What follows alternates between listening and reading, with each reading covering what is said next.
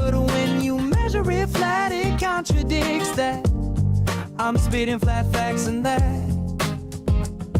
And I know you don't like that. Google Maps is flat, it presents elevation profiles like that. I'm a spitting flat earth king.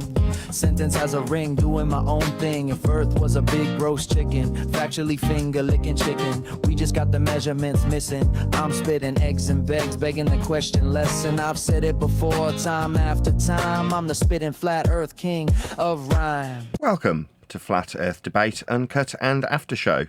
I'm your host Nathan Oakley, and if you are new to this channel, or you've not done so already, then be sure to subscribe.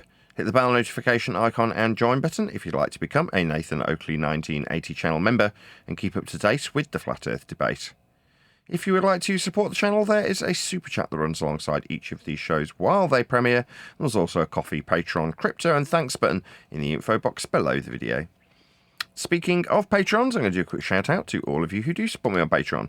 So, a massive shout of thanks and appreciation to Sven P, Curved Fart, Pablo de la Cruz, Level Plain Poem, Vitali Z, Colton James, Survive the Spin, Thomas van der Zander, Measured Flat, Tiers Morgan, Mitch Kennedy, Rod, The Name's Burley, Jmails 24, Unimento, Iron 26, Retro Bill, John Kays, Patrick Gunnels, Troy Shuker, Bob Barber, Mobile Max 777, Rob W, Del West Watson, Unbelievable Productions, Blue Ridge Ranger, Abraham Mohammed, Skeptic 936, Texas Mike, Chow Yun Cat, and Dank. So another massive thank you to all of you for supporting me on Patreon. Links, as I say, to Patreon are below this video. But with that, I will hand across to whoever is in Discord and Google so you can enjoy their dulcet tones while I set up for today's live show. Measured from horizontal.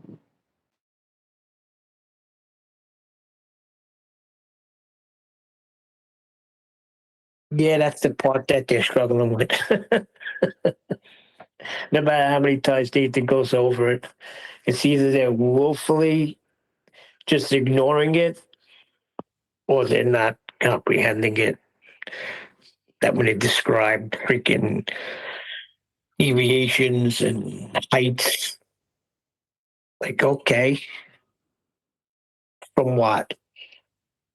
How are you going to measure these things? How do you know there's a deviation?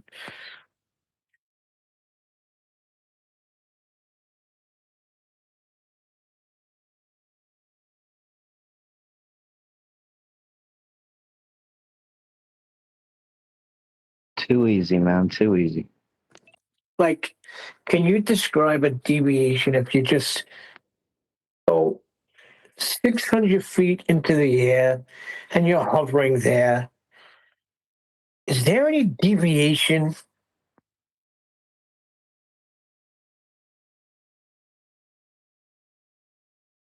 No, undetectable. Well, because you need a horizontal baseline to deviate from. You need a horizontal to get the height from.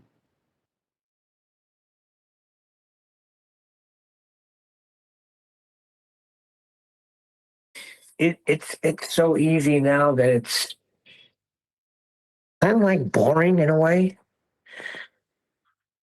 It's almost mean.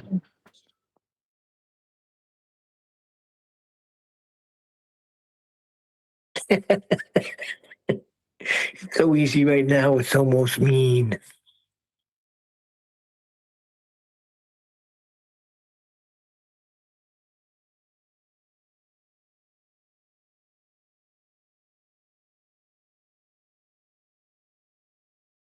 Hear this? What's up, Nathan? Sky, do you want to hear this? Of course, just play it. Yeah. Everyone measures a flat for distance for where curve is at. The earth will be flat for that. The parallel eye level you are at flat when you measure that. When you use a map, degrees from north lay flat. The compass level scale measured all can see that. See flat millimeter accuracy to start our measurements, which some do deny. But why? Direction up and down, level flight over ground, avoiding the mountain or descending from breeze. Heading in degrees, horizontal and flat use with ease. Flat for the time convention.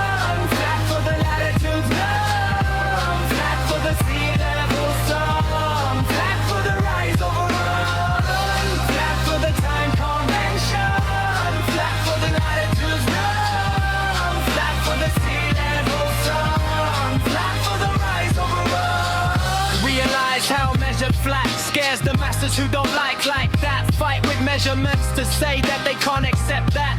But try as they may, they need it flat. So why do we fight if all the earth's flat? Deny flatness, but use measurement flat. It makes no difference to how it's been done. Flat before you've begun. Flat for the time convention. Flat for the latitudes known. Flat for the sea level sun. Flat for the rise of a run.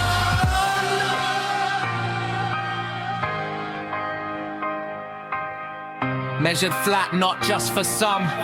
Flat measurements for that to be done. Surface flat for all and one. No escaping how flat it's become. Ignored how flat Earth was for the sun. Flat for the time convention. Flat for the latitudes known. Flat for the sea level sun. Flat for the rise of a run. Flat for the time convention. Flat for the latitudes known. Flat for the sea level sun. Flat for the rise of a run. For us all as we come. For all and not some. Not measured flat because it was fun. Reference for angle of sun. The best you can do is ask for a gun. Ball is tick-a-lay. Flat distance and please get down on your knees. For this flat earth we seize. Flat for all and not some.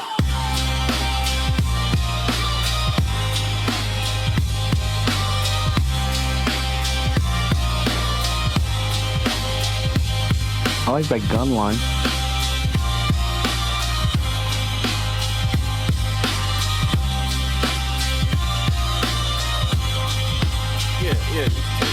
Yeah, it's measured flat. Earth's measured flat. The pressure gradient's measured as a vacuum when we go high enough. Height is measured off of surface level. It's a sea level measurement of altitude. So if you're talking about altitude with height, that's a flat Earth measurement. Right, I need to check if Discord can hear this.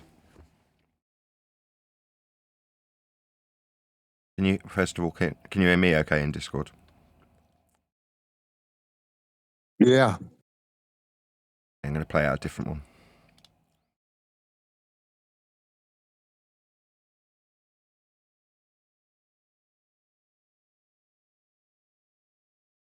Flat before you've begun. Measure flat and not just for some. Flat measurements for that to be done. Surface flat for all in one. No escaping how flat it's become. Ignored how flat Earth was for the sun. Flat for the time convention. Flat for the latitudes numb. Flat for the sea level sum. Flat for the rise over run. For us all as we come. For all and not some. Not measure flat because it was fun. Reference for angle of sun. The best you can do is ask for a gun.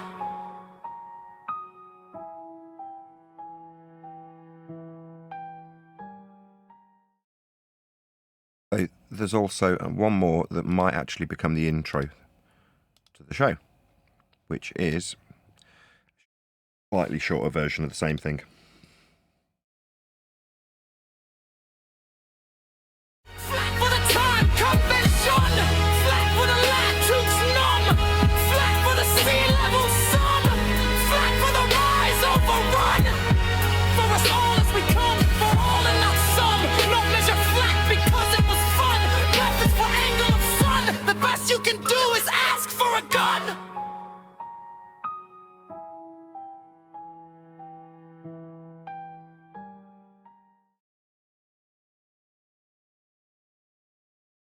That might be the new intro.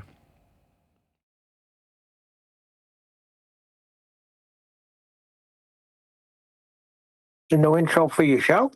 Yeah, the bass distorts on the one that One Deck made, and it annoys me every time I hear it. And I've tried editing it in various different ways to resolve the problem, and I just can't seem to figure out how to stop the bass distorting. So it's just one of those anomalies that just won't go away. So I'm like, okay, well, it's not that difficult to write something new. I'll just write a new song.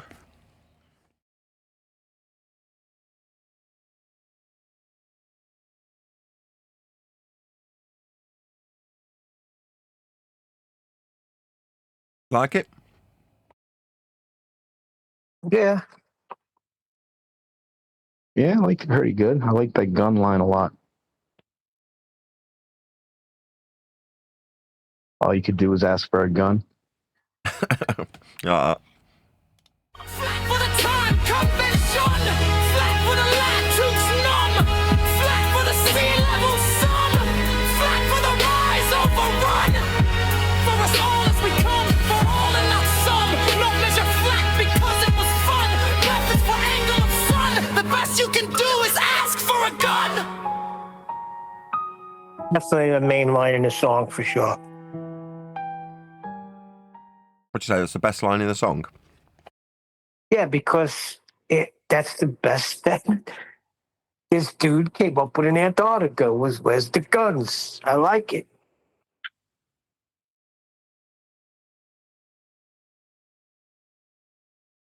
On my sanctioned trip, where's the guns?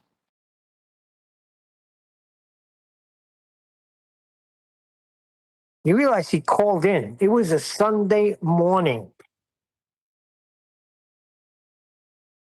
There are no shows on Sunday, if you remember. It's just weekdays. But Nathan, being, he had some good foresight, decided to go live. If he doesn't decide to go live, we don't get that.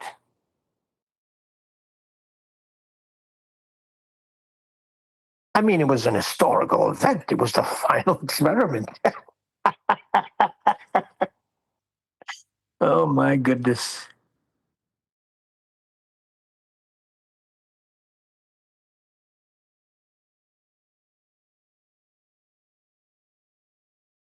Adam, I'll ask you, what was the best thing they could have done?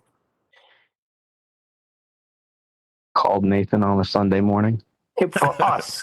But for them, the best thing they could have done was just not say a word to anybody. You know what I mean? But you have to be on the winning side to have that confidence to just not say another thing. Just boom, here it is. But he was compelled to call. What was he going to do? Give you his measurements? It's a consequence of being wired in a certain way. That is to say, if your mind is poised to beg the question at all times, then the assumption that travelling beyond Polaris's minimum, flat Earth elevation angle, results in an antipodal position when you use the false direction fallacy. Ergo, you travel past the equator and say, well, I'm on the bottom of the ball that I assume now. Therefore, the observation that I make from here can only comport with my presupposition of sphericity in my antipodal position. Therefore, I'm in a position of strength, and my pride leads me to want to lord that over my competitor. That's the mindset of a ball believer who goes down to Antarctica. We come along and say, South's not down. Just because you've gone beyond a convention that's derived from the minimum angle measured off a flat Earth to Polaris doesn't mean that azimuth, south in this instance, is anything other than a flat direction. When you get there, having travelled in straight and level flight, perpendicular to the ground at a flight level called out by ground control, you land with a descent path that's calculated with a linear distance from a perpendicular altitude, and then you start setting up your tripod to measure Earth flat in all instances by all participants. Oh, other than Dumbo Dave McKeegan, who couldn't quite cope with the tripod. Notwithstanding that Dave couldn't cope with the tripod, they all measured Earth flat there. And then, not realising that they've just measured Earth flat and aren't in the antipodal assumption position that they would like to believe they were, they think that that's a power play to call me and tell me that they've seen the sun for 24 hours. Wowee. Who cares? You've measured Earth flat, flown there flat, on charted land that's navigated flat, with altitudes from sea level, with sea level being measured flat, in a direction that's flat. So this matters why? Well, it doesn't. But in their deluded mind, when they assume they're on the bottom of a sphere, it's of great importance. Pride comes before a fall.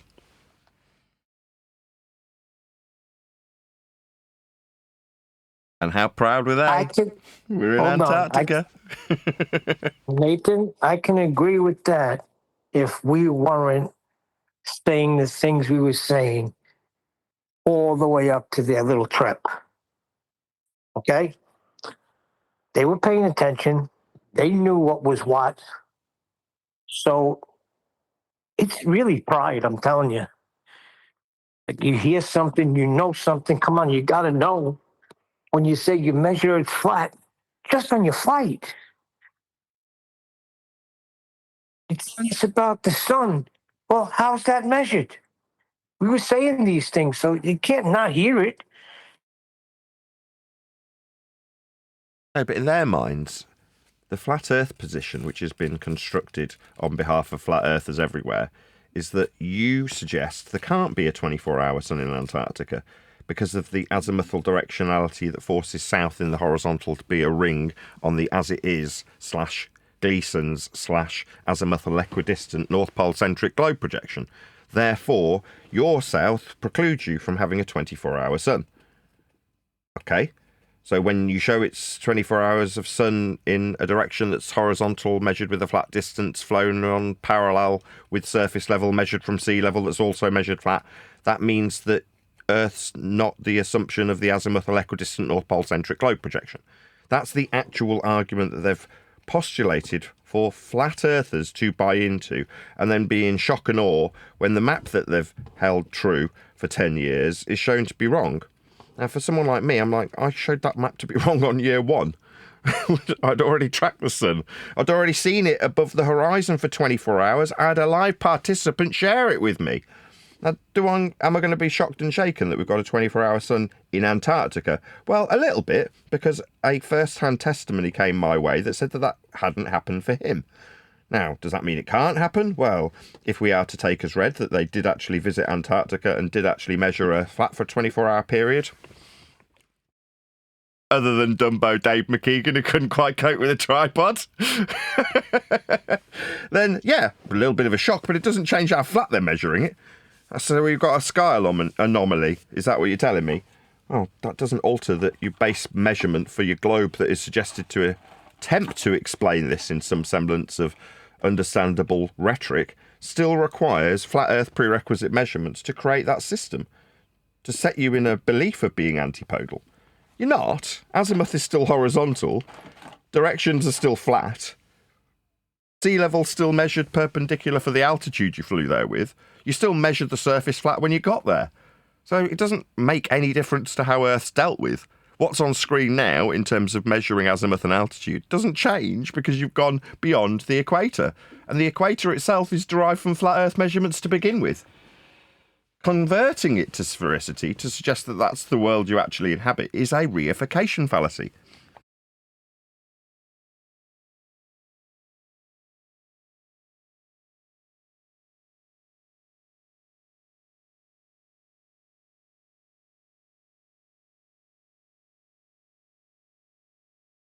I hear you.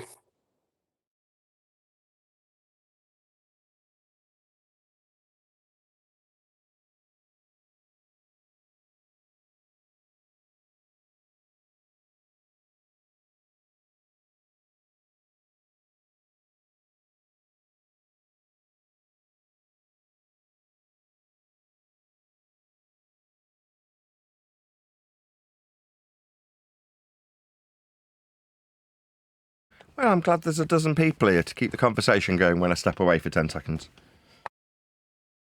I said I hear you, but it still doesn't make any sense to me because we were telling them what's what right from the beginning. So would they just close their ears and go anyway and just decide to call and tell us where's the guns when we're telling them that the direction they're going, direction is a flat direction? I don't know. If you consider that it's taken 10 years for it to sink in when we're not bracing against it, how long is it going to take when you are?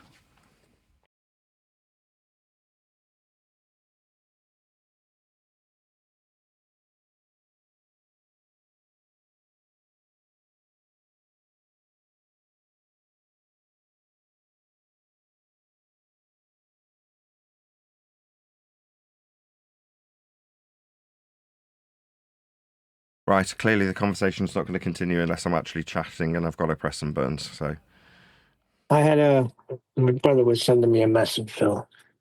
Oh, well, who's in Discord right now? I want to chat with Neil just for 2 minutes while I set up the live show. What's up, Neil? It's Charlie.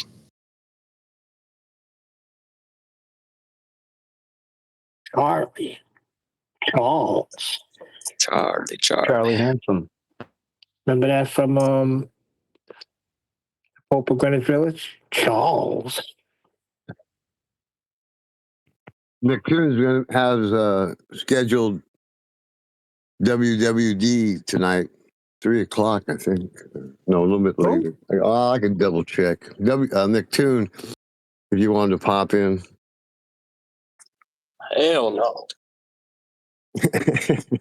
I thought it might be Nathan might want to jump in for a click. Oh, you're talking about Len challenging him to just pop in. Oh, I was just letting you be in there. And he wants to. Sometimes I love it when Nathan talks to Tune. You think he's gonna be wearing a Superman or a Batman shirt? Tune? I don't know. He's such a clown. Tune's going Flash today.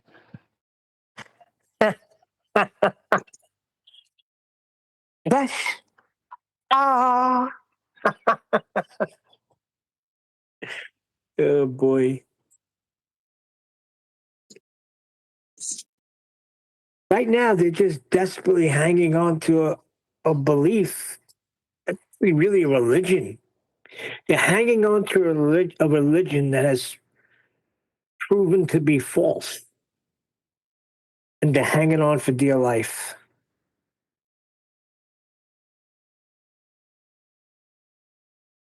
You know, and there after McToon, you're going to have to deal with everybody else.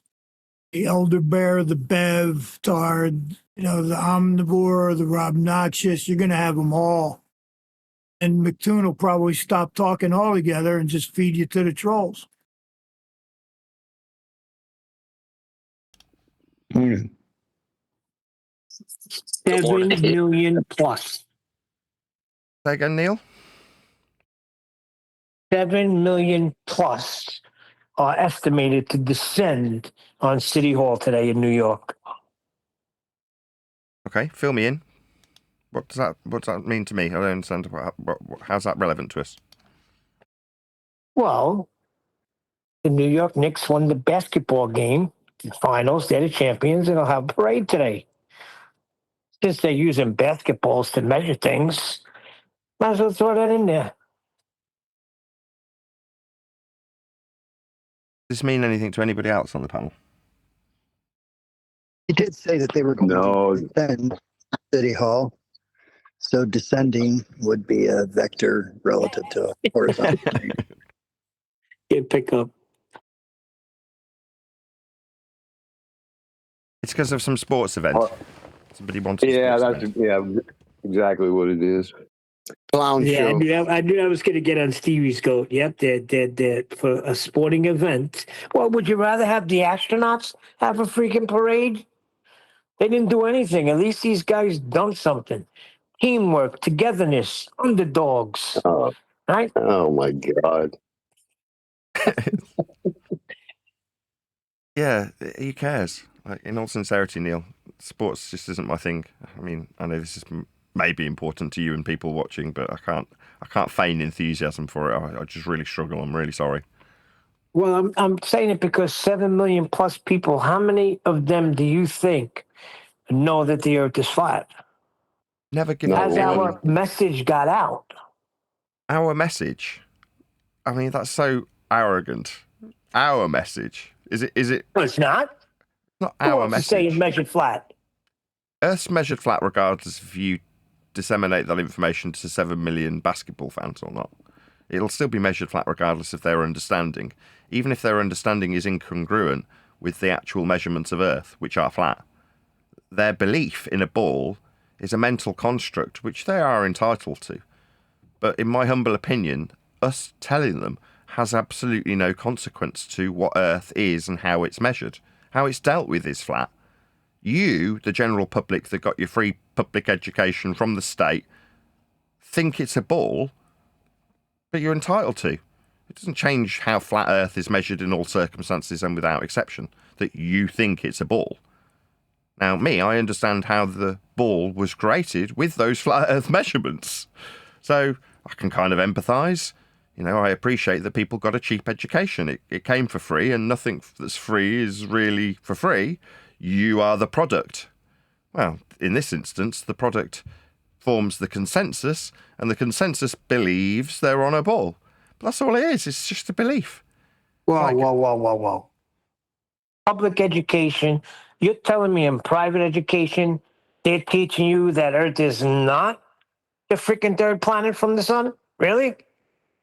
It's not that they're teaching that in private education. It's that they teach you critical thinking skills and logical consistency, and indeed, to a certain degree, logical fallacy, so that you can think for yourself.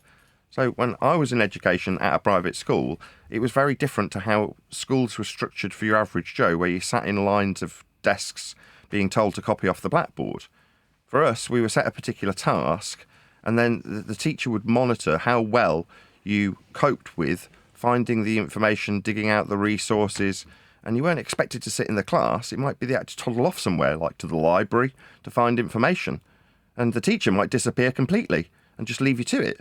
And you're just left to figure out how to do it. And you might inquire with the teacher how best to go about these things, as opposed to being told to sit down and shut up. Now, that particular school that I went to eventually closed down, so I had to leave and go to a normal school. So I can actually relate to both scenarios, both private and state education. Now, the state education, to me, I quickly figured out was completely different on the basis that you only had to fulfill a certain criteria, and that was understand and repeat back. That's it. They'd just write something on the blackboard, and the expectation was that you could read it and then parrot it back. That's it. That was the standard. It was so easy. Now, for me, that made it a breeze, and I just wagged off most of my latter years at school and went and smoked bongs by the river. That was what I did with the latter part of my school. It didn't change that I got A's and B's in my what were called GCSEs. I don't know if they're still called the same now. But as a complete bum pothead smoking down by the river, all of the teachers that were in the public school, the non-private school, had an expectation that I'd fail everything. Well, I didn't. Generally speaking, because it was quickly understood that you only had to go to one of, let's say, 12 lessons to see what was on the blackboard, memorise it, and then go and get the book from the library yourself, and it would take you an hour at home, and then you were done, and then you didn't have to go back to the lessons to get an A or a B. It was that easy. But most people can't pay attention in the scenario that they're set when they're told to sit at the desk. Most of the class is spent with them being told to shut up by the teacher, because they're being disruptive or talking to each other or not going to the right page or, turning up 5 minutes late. And then, it was just a faff. But being taught how to think critically has led me to where I am now, and also led me to have a high degree of annoyance with the people who have been furrowed into the flat earth community from the first day I got here, because they were all of a conspiratorial mindset. They were to the other end, like they were rejecting mainstream rhetoric and consensus viewpoints, which is great, so long as you actually do primary source research and figure out what's true in substitution of what you held as a belief prior.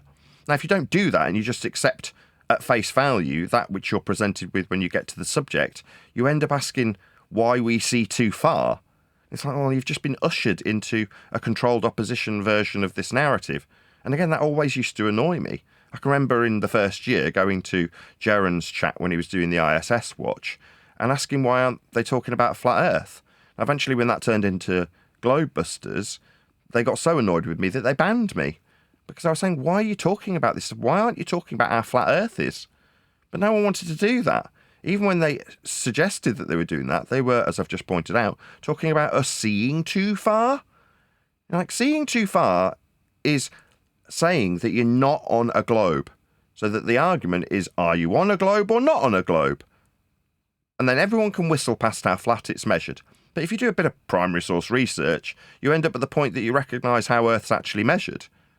And when you recognise how it's measured, for everyone without exception, you recognise that to build a globe you need flat Earth measurements, But if you can put the world in a position where they automatically assume, that's a begging the question fallacy, that Earth's spherical, then there's no need for them to recognise that which goes without saying, and that's that Earth is being measured flat, in order to postulate a belief in a globe.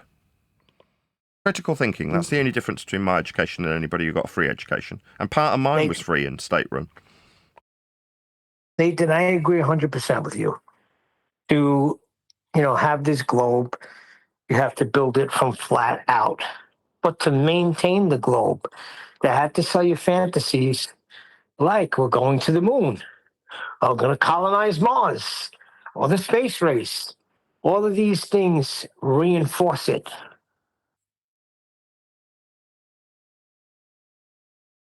Yeah, I can't disagree with you, Neil. I mean, the rhetoric needs constant reinforcement, but we reinforce it through sci-fi. So Captain Kirk himself was talking about this, that's Bill Shatner, when he was asked the difference between science fiction and science. He said there isn't one. That is as true a statement as you could ever have.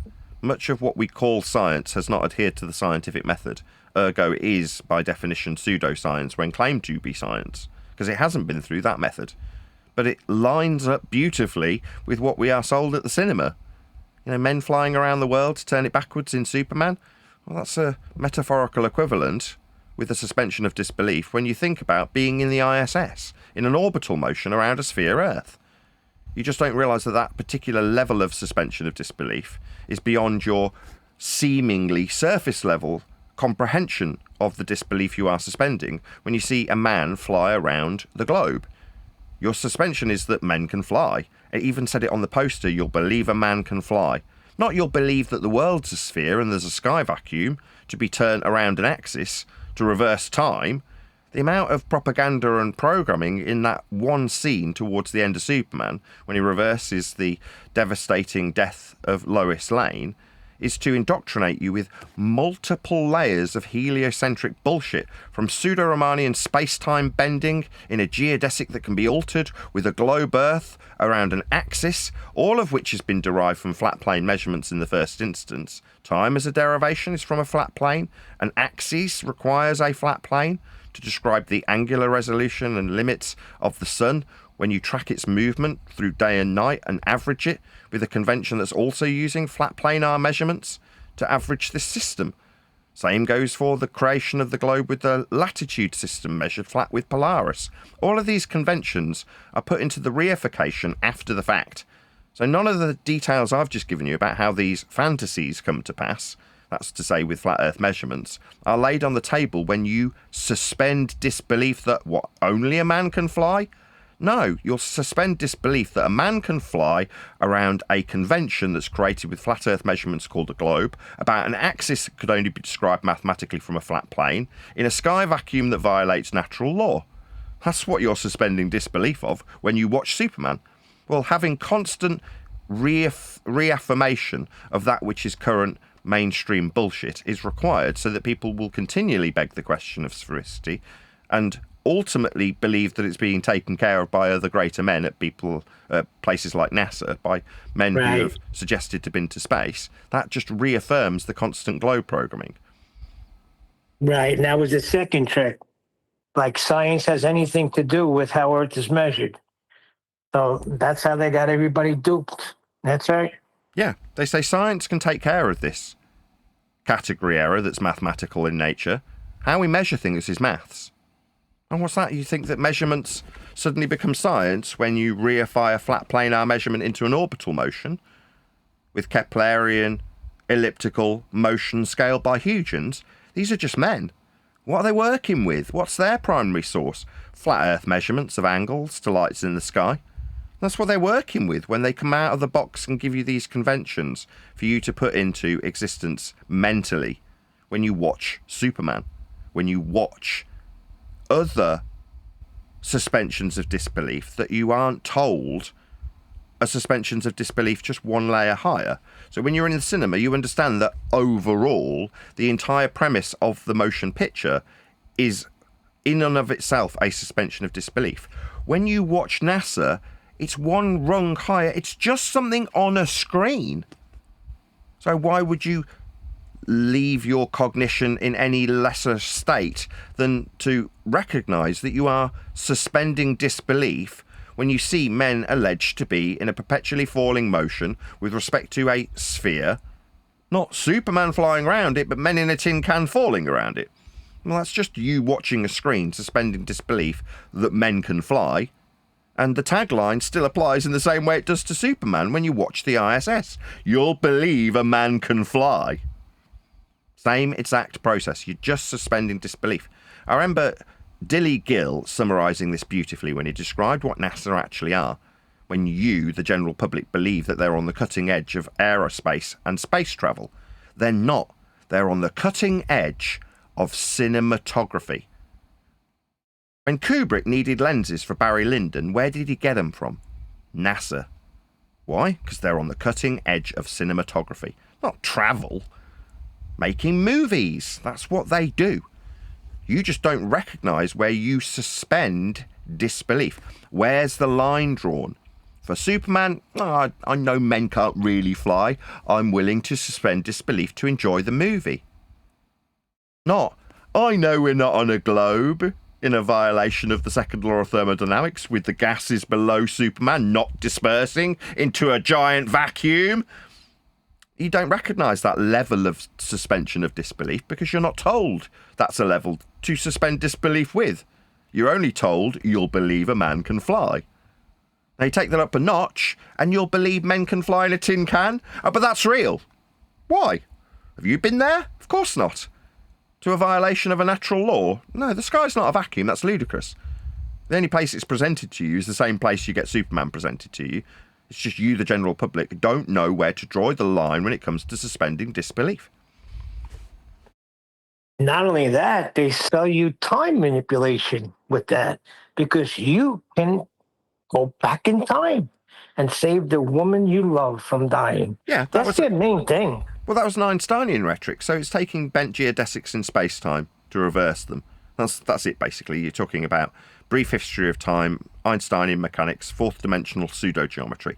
These days, they've taken it up a whole load of notches because that expansion beyond the pseudo-geometry of fourth-dimensional space-time bending can be reified into string theory and multi-dimensional theory.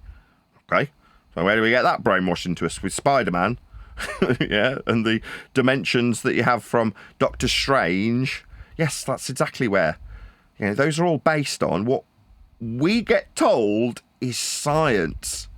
Now, we don't measure dimensionality, that's length, breadth, and depth, with science. That's maths. And when we go beyond the actual physical reality of a three-dimensional inhabitable space in literal terminology that we can inhabit, it becomes science. No, it becomes pseudoscience and science fiction. Bill was right. There's no difference between the two. And none of them are even needed in this topic. Well, you can say natural law, but that's not science. That's natural law, right? Gas behavior. Natural law describes things. It's just descriptions of things. If you're describing the dispersion of gas. So around me now, there's already gas. But if I was to release a gas into the already in existent gas, then most of what is surrounding me is empty space.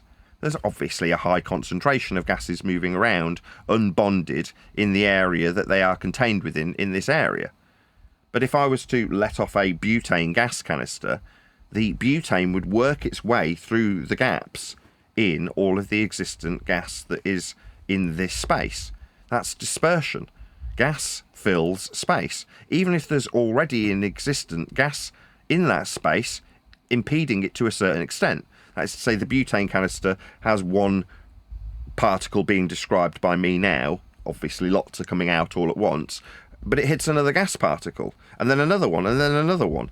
So over time, that's entropy.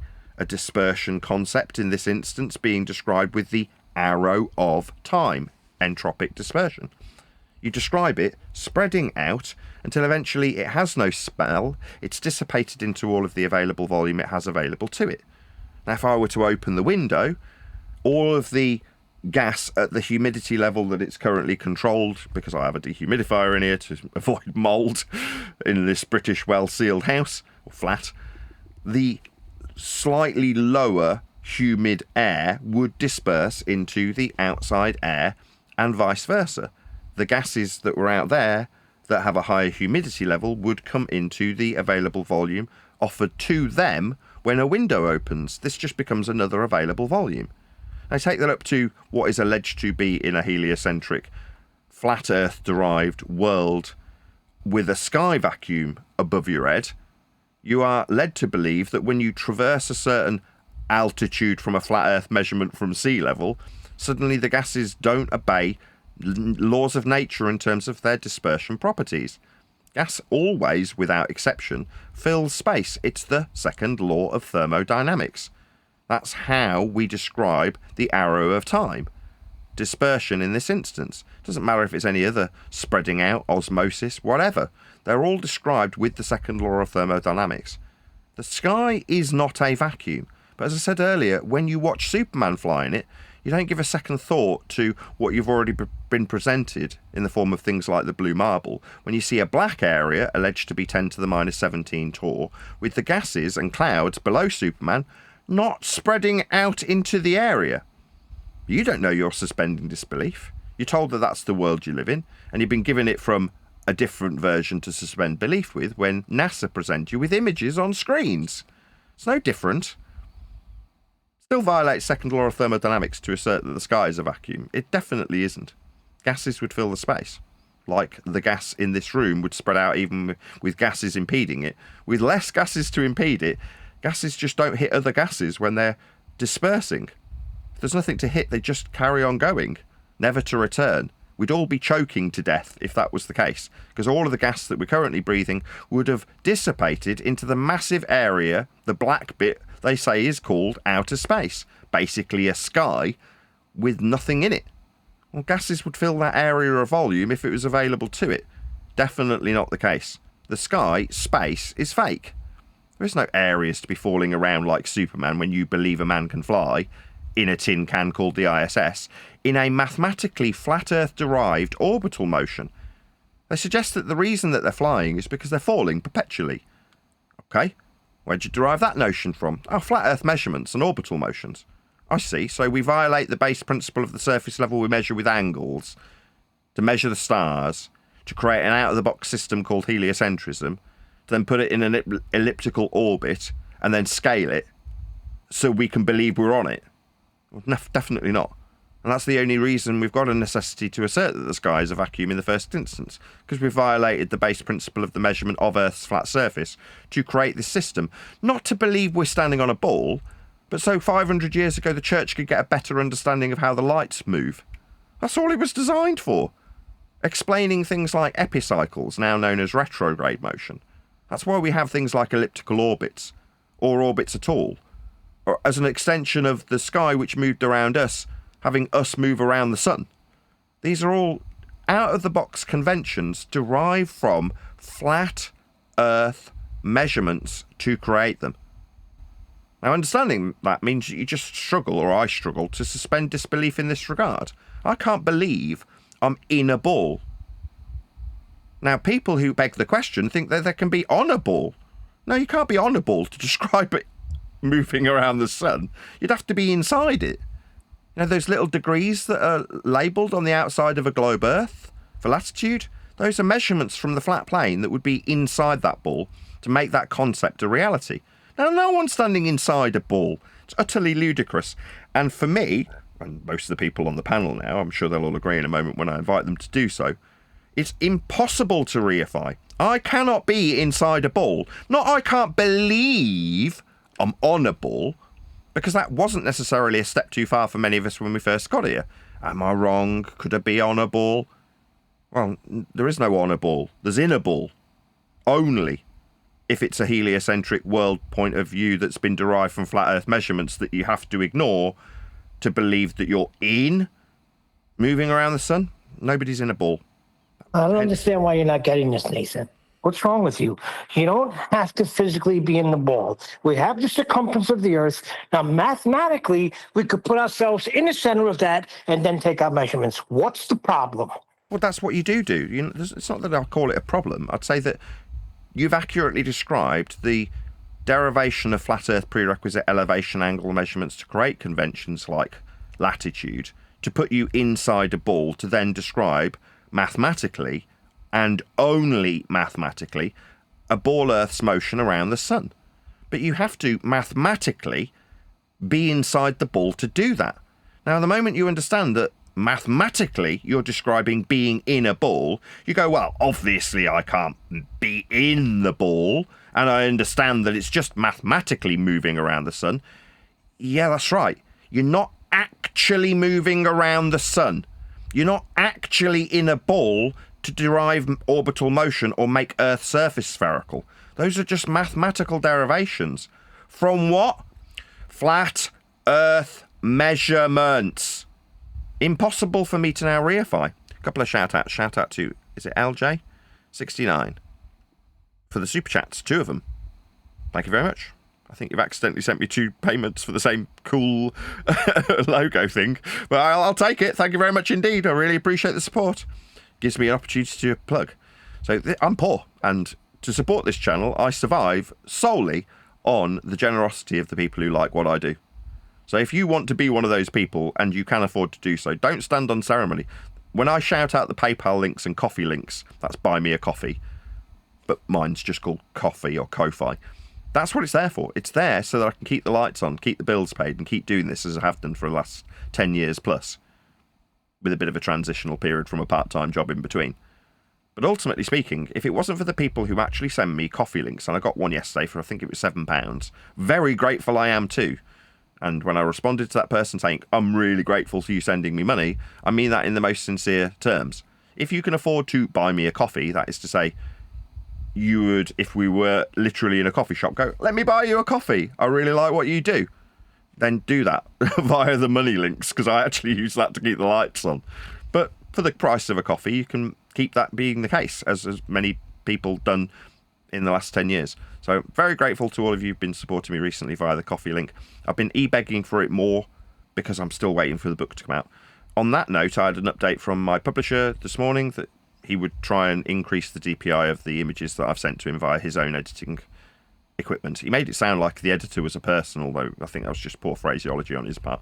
Nevertheless, he's going to try and increase the DPI so it's of a standard that can go in both the ebook and when later down the line it gets published in a hardback and paperback format.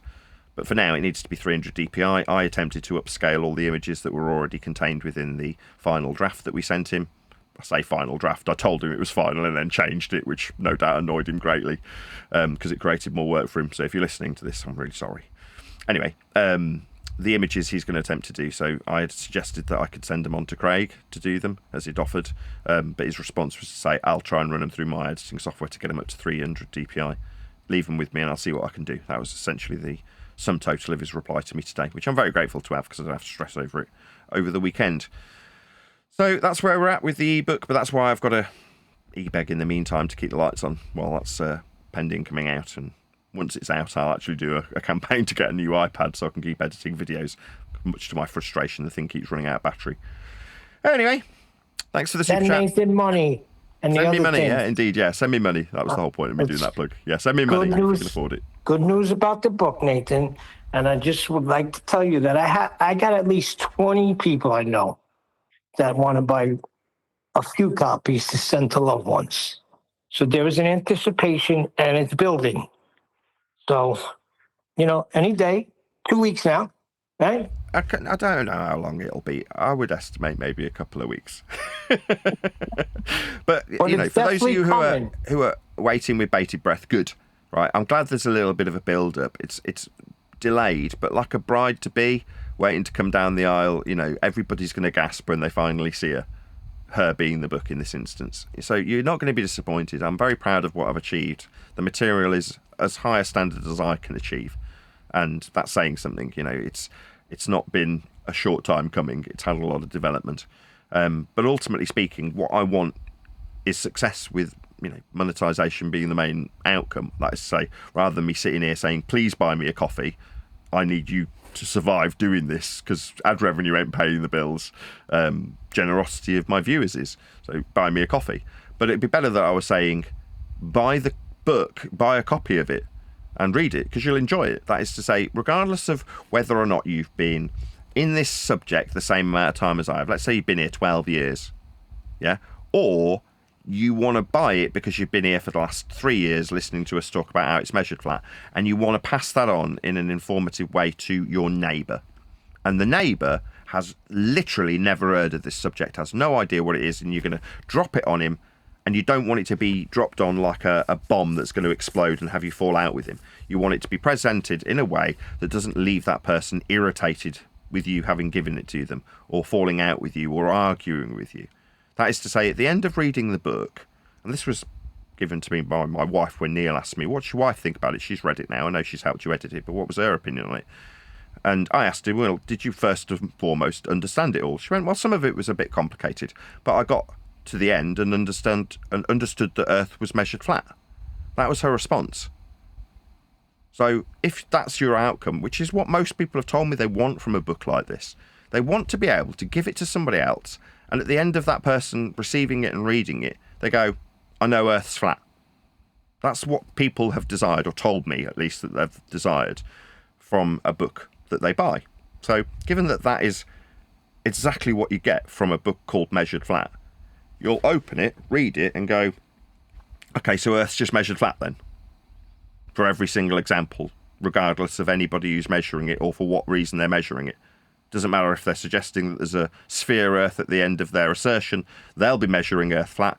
Doesn't matter if it's how we've expanded the territories or map and chart them today. They'll be doing it flat, you'll be doing it flat, it's utilised flat, Earth's flat. But it's not that serious. It was always being measured flat anyway.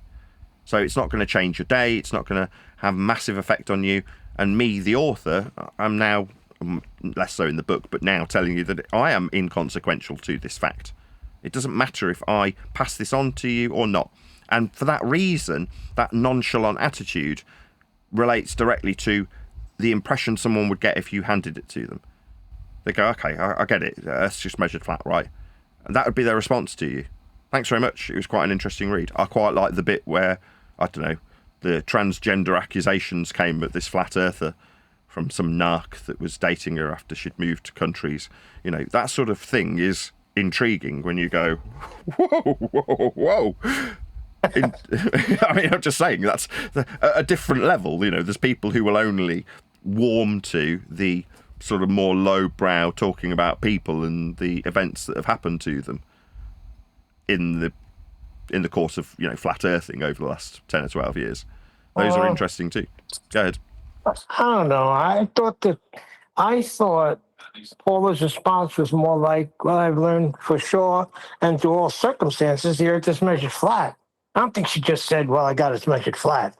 It was more of an exclamation point on it. That's the way I took it. I caught it in one of the after shows. First... You asked me in one of the after shows recently, and she happened to be walking by, and I said to her, what is it exactly that she said? And she said exactly what you just said, which is, I know for sure and without a doubt that Earth is measured flat in all circumstances and without exception. I think that was what she said. I know Earth's measured flat in all circumstances and without exception. That's what she said. Perfect. I just wanted to clear that up. Well, that means that that's the neighbour's view once they've read my book. If you've given it to them as a gift, they'll say, okay, I understand that Earth is measured flat in all circumstances and without exception.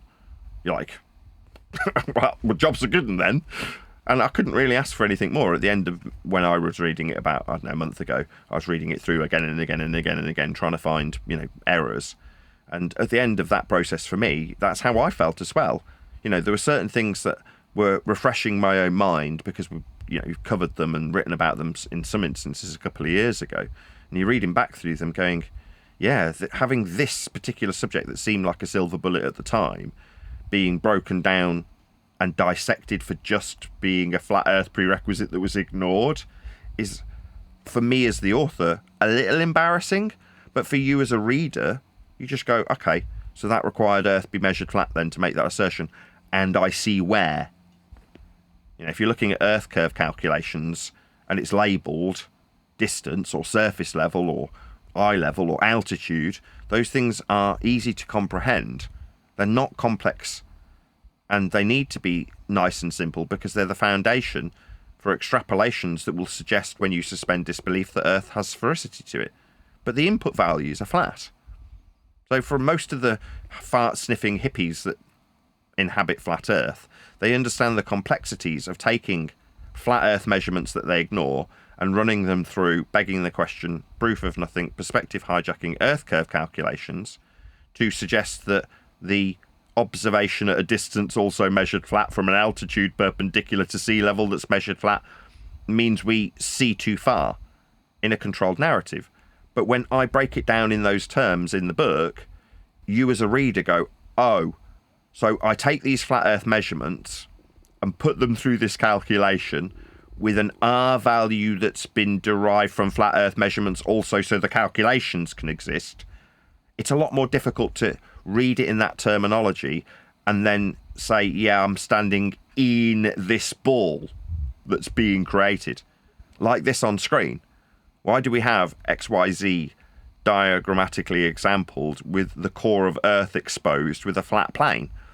Or 1/4 of the flat plane when you describe the equatorial plane? Well, because that's how Earth's utilised when you put it into elliptical orbital motion to believe that you're moving around the sun. You would be inside the ball at its centre point. Like I say, this is where I fail to suspend disbelief. When you understand this, and this has a term attached to it also, you become alienated from the information. Alienation being the lack of ability to suspend disbelief. You're recoiling as an audience member, if you will. And this is that for me. When I see that the mathematical derivation of sphericity requires me be inside a ball, I can't do that.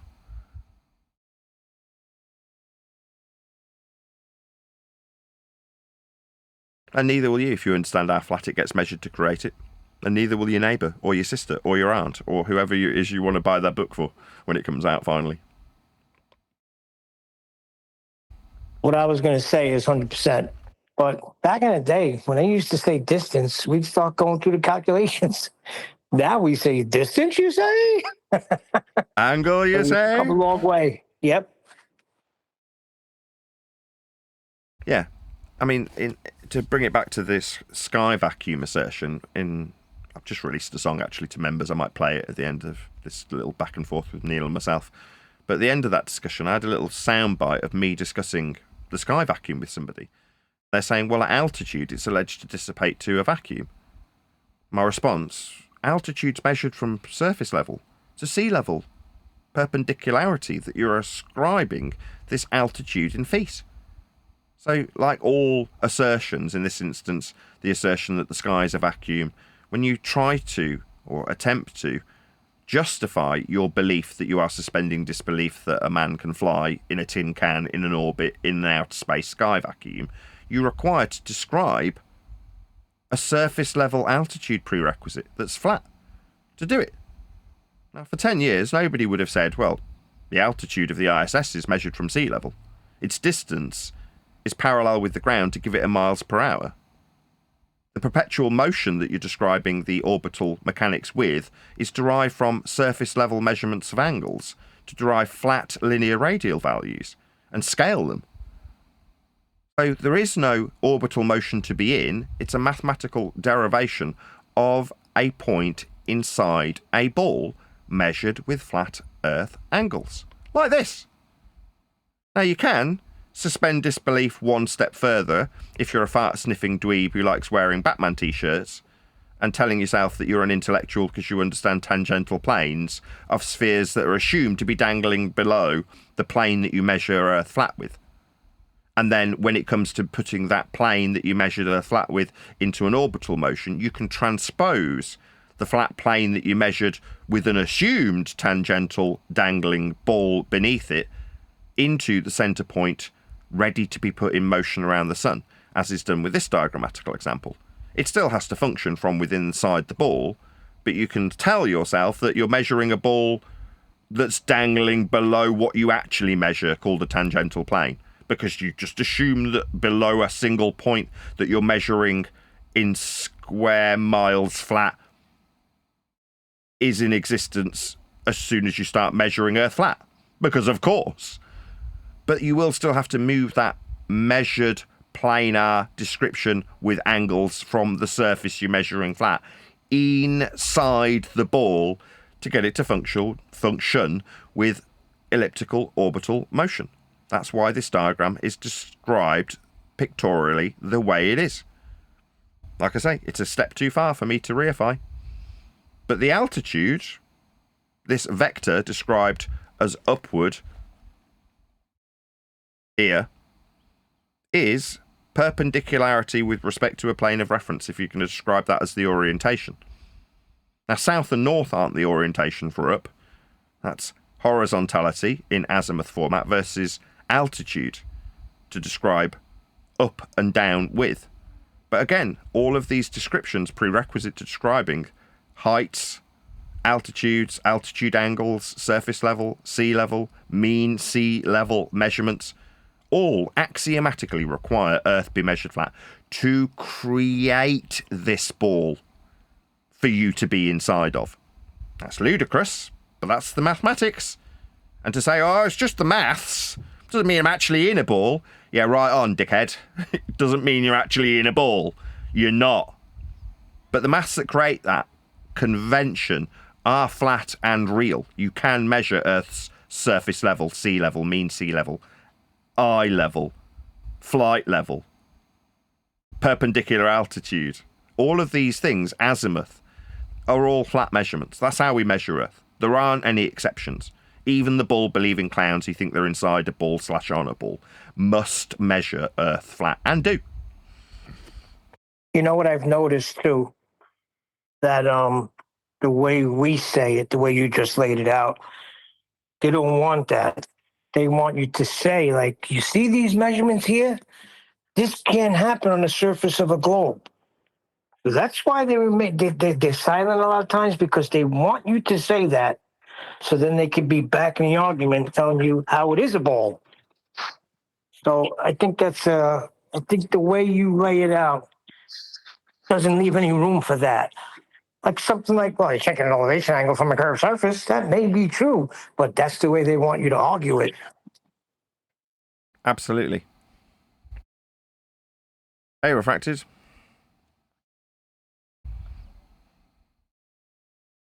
Hello, how are you doing? I'm very well. How are you? Got a song to play. I've got a couple, actually. I might end up changing the intro. The bass is distorted on the intro that we currently have, and it frustrates me.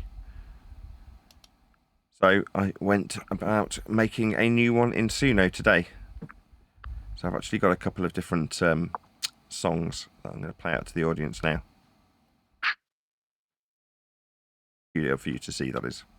Let's just do that first. Let me know when you can see this, or if you can see it. You see that? Yeah. Yep. See it.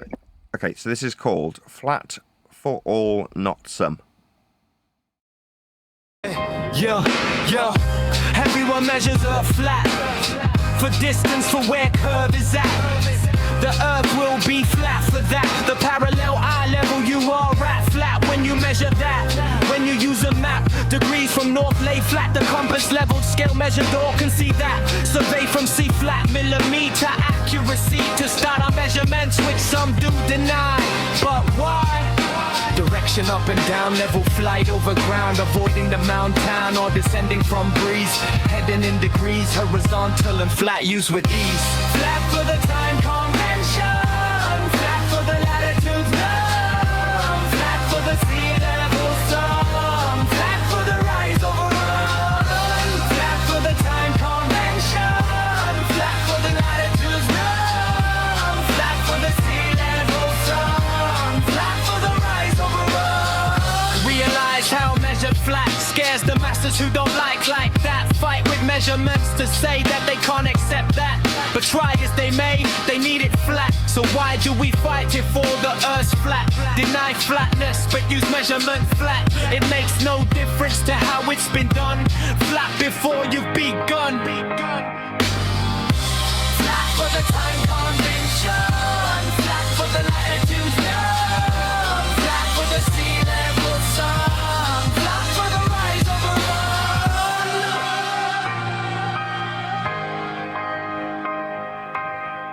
Measured flat, not just for some. Flat measurements for that to be done. Surface flat for all and one. No escaping how flat it's become. Ignored how flat Earth was for the sun.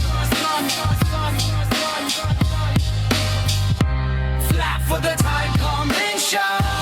Flat for the latitudes known. Flat for the sea level sun.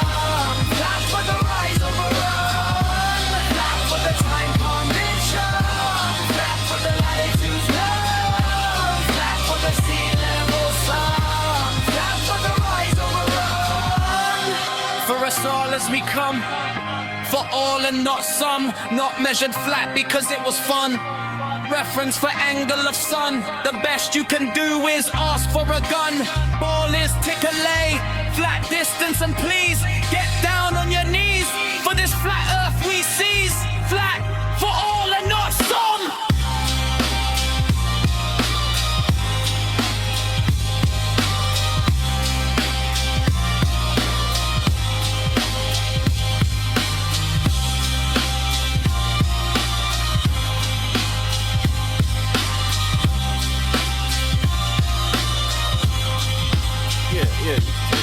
Yeah, it's measured flat.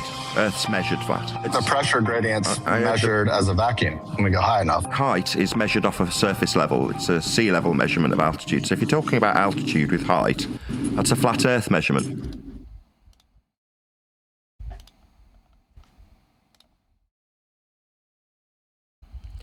So that's one of the songs, and then the potential new intro is a different song, which I'll play you now. I'll play the shorter version, so you can let me know in the comments after the fact if you think this will make a good introduction. So the bass distorts in, I've forgotten what the title one deck gave the current intro song, but whatever the current intro song has got going on, it's got a distorted bass. So I've gone into Suno and just designed something else, but I want it to be short, as in not 3.5 minutes long like the last one that you've just heard. I want it to be about 30 seconds. So that's what we're going to end up with, and that sounds something like this. Flat for the time convention. Flat for the latitudes numb. Flat for the sea level sun. Flat for the rise overrun. For us all as we come. For all and not some. Not measure flat because it was fun. Reference for angle of sun. The best you can do is ask for a gun.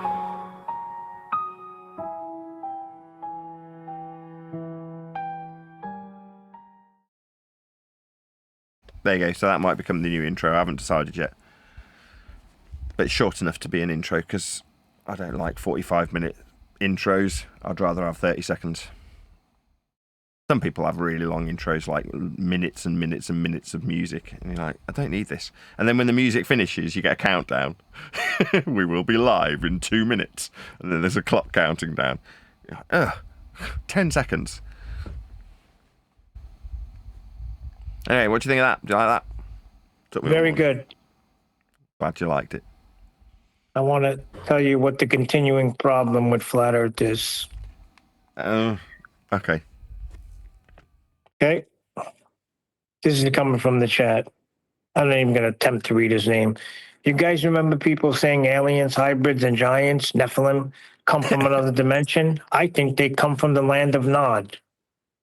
The land of Nod on the east of Eden, which in geography is buried by the flood. Okay. And he thinks that these things were created by fallen angels and demons. Well, I'll undeaf you right there. Fallen angels and demons have no creating power at all. Really? They're created. They're not creator. Oh, so they could put together an IKEA shelf, but they couldn't necessarily invent the pattern. Correct. I see. What's your issue with this exactly? I mean, people can believe whatever they want, right? Well, we're at the cutting edge, and we're bringing it out more and more. How Earth is measured. So I think throwing in feast and nonsense or what you think, unless you can validate it or prove it, then there's no need to bring it. Like, why would you do that? Stick to what you know. I mean, I'm a little bit confused here, Neil, because I'm stepping back going, I don't have any consequence to this subject. I've understand and recognised that if Earth has been measured flat forever, and I was just told at some stage that those flat Earth measurements made the world ball-shaped, and then I continued on my existence believing that be the case, didn't change how flat it was being measured to create the ball, or how it's going to be measured flat when someone's out navigating today, or how they will inevitably measure it flat if they go out navigating or mapping or charting or sailing or flying tomorrow. So I don't have any bearing on this, whereas you describe us like we're on the cutting edge. Like, cutting edge of what? They always were measuring The flat. information. The information. Yes, we're of no consequence because that's how God created it, right? We were given sea level. But the information, how it's communicated, Nathan, there's no feast of nonsense. There's no freaking gray areas here. It's measured that way. That's it. Okay, let's see if we can get some interaction with the Discord panel. Right, what I'm putting to my Discord panel, you guys in Discord, is, can you understand or offer any clarity with regards to this incongruence between Neil and myself? Neil sees us as being on the cutting edge of the information. I see us as stepping away from any consequence with regards to the information. These two things are in polar opposition of one another. I don't know how to resolve that. Any ideas from Discord? You're right They're about not, it in your book, because buddy. you're talking at cross purposes. You're saying that the information that you have doesn't change how the Earth is measured. Neil's saying the fact that this information has been hidden or disguised, camouflaged, Better word, yes. covered up, will affect human society. So it's cross-purpose talk. Okay, so where I'm saying I'm inconsequential to the measurements themselves, Neil's suggesting that the occultation of the measurements he has some consequence with regards to. Right. We don't affect the measurements, but the measurements will affect us. Well said, Refracted. Fair enough. That's one way of looking at it. Anybody else got an opinion on this? Looking at you guys in Discord.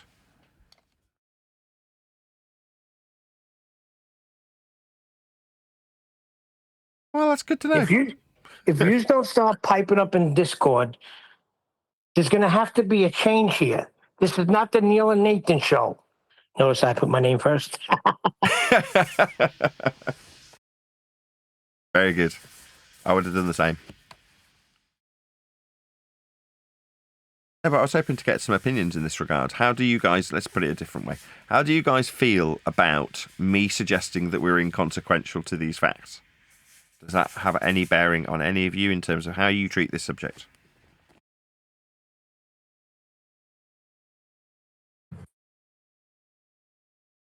I say Maybe that they're not hearing you again. I say that we're all flat earthers, whether we want to be or not, because, once you see that horizontal part in all this stuff that anybody will ever use, there it is.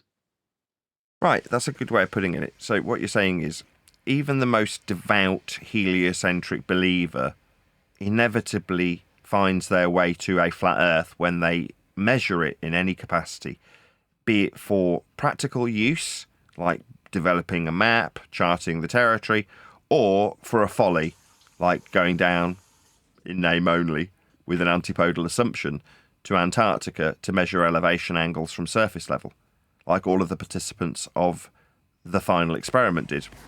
Other than Dumbo Dave McKeegan, who couldn't quite cope with a tripod, they all measured Earth flat there, and they're all staunch heliocentric believers and advocates of the notion or belief that we live on a sphere.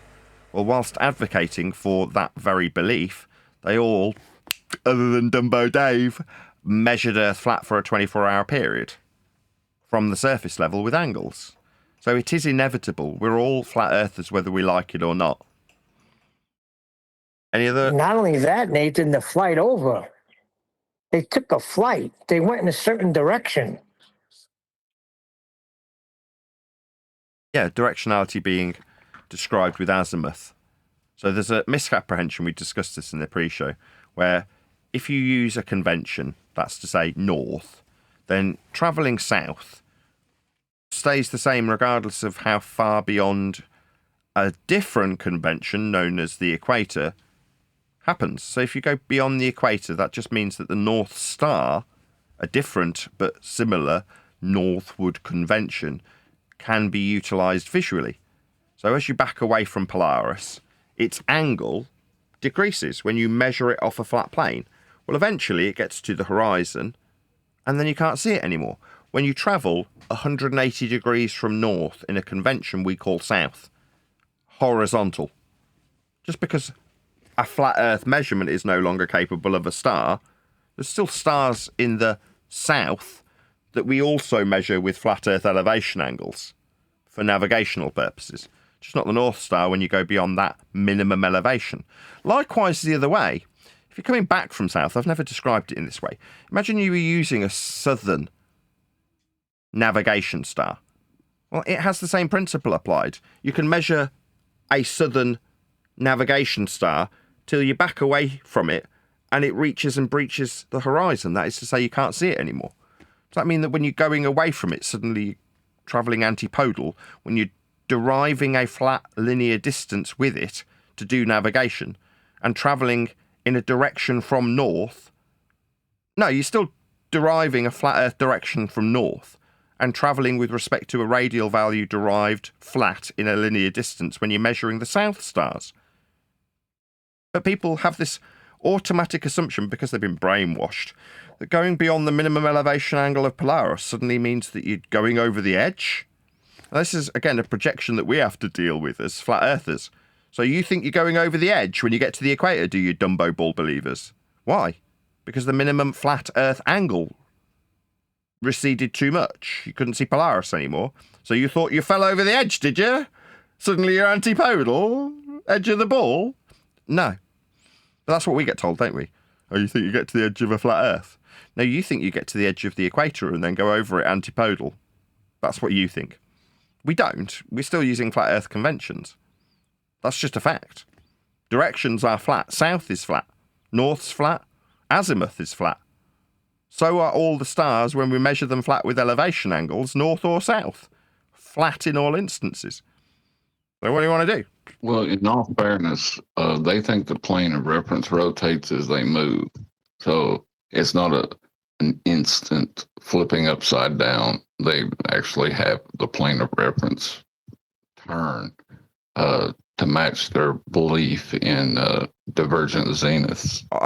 Not to match their belief, to match the arc of the protractor they're measuring Polaris with. So the degrees of latitude that you could believe is changing as the surface curves with you as you move around in an arc, then you are moving along the degrees of latitude on the outside edge of the protractor you're actually measuring with Polaris. So you, again, measure your angle to Polaris.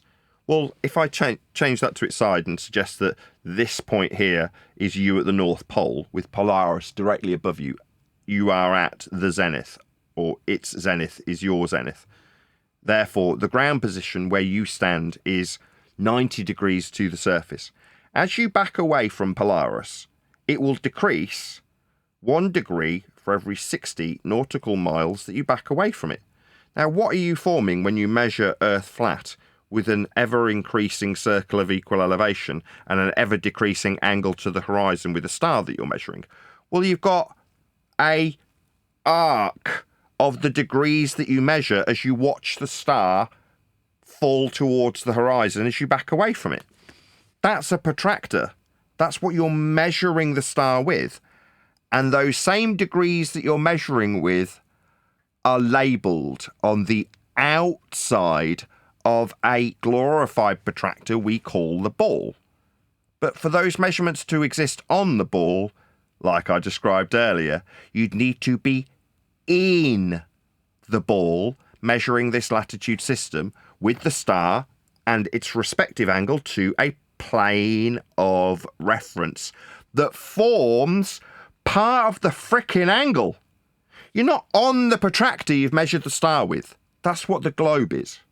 You inside it, creating a curved surface with angles to stars.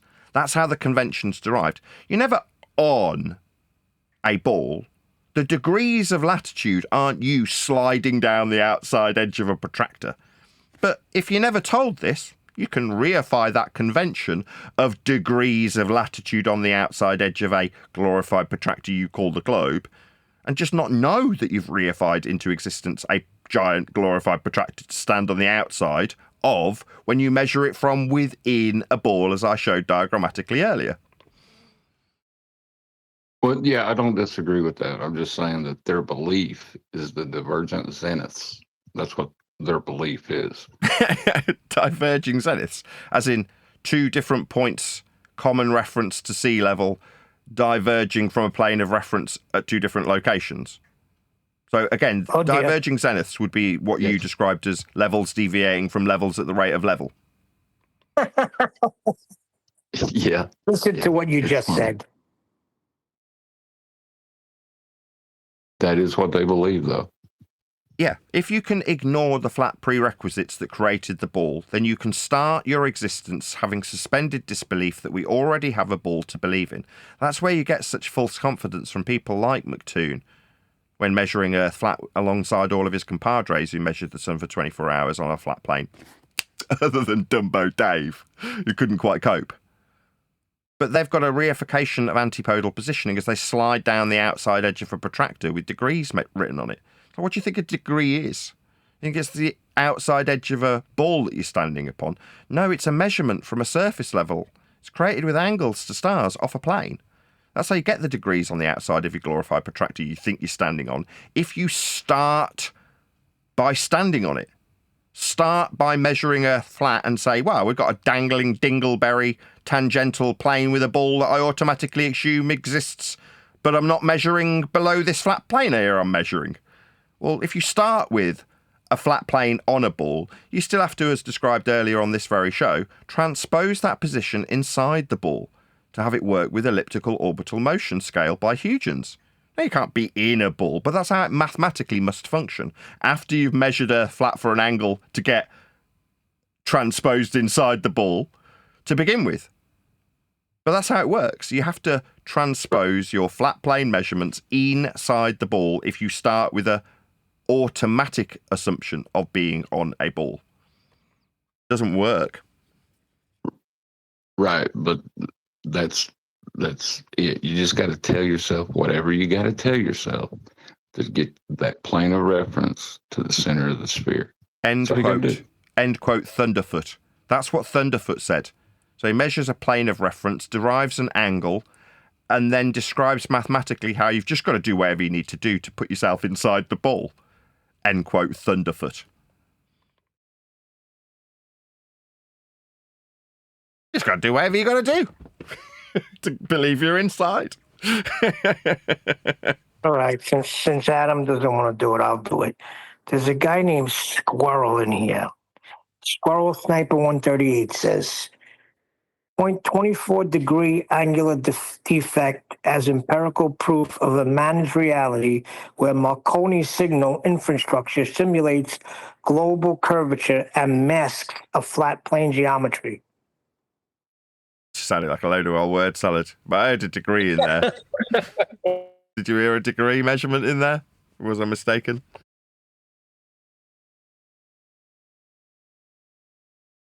Well, he's basically telling you it's flat. Right? They could do whatever they want to do. They can mask it however they want to mask it, but that 0.24 degree, that's a degree.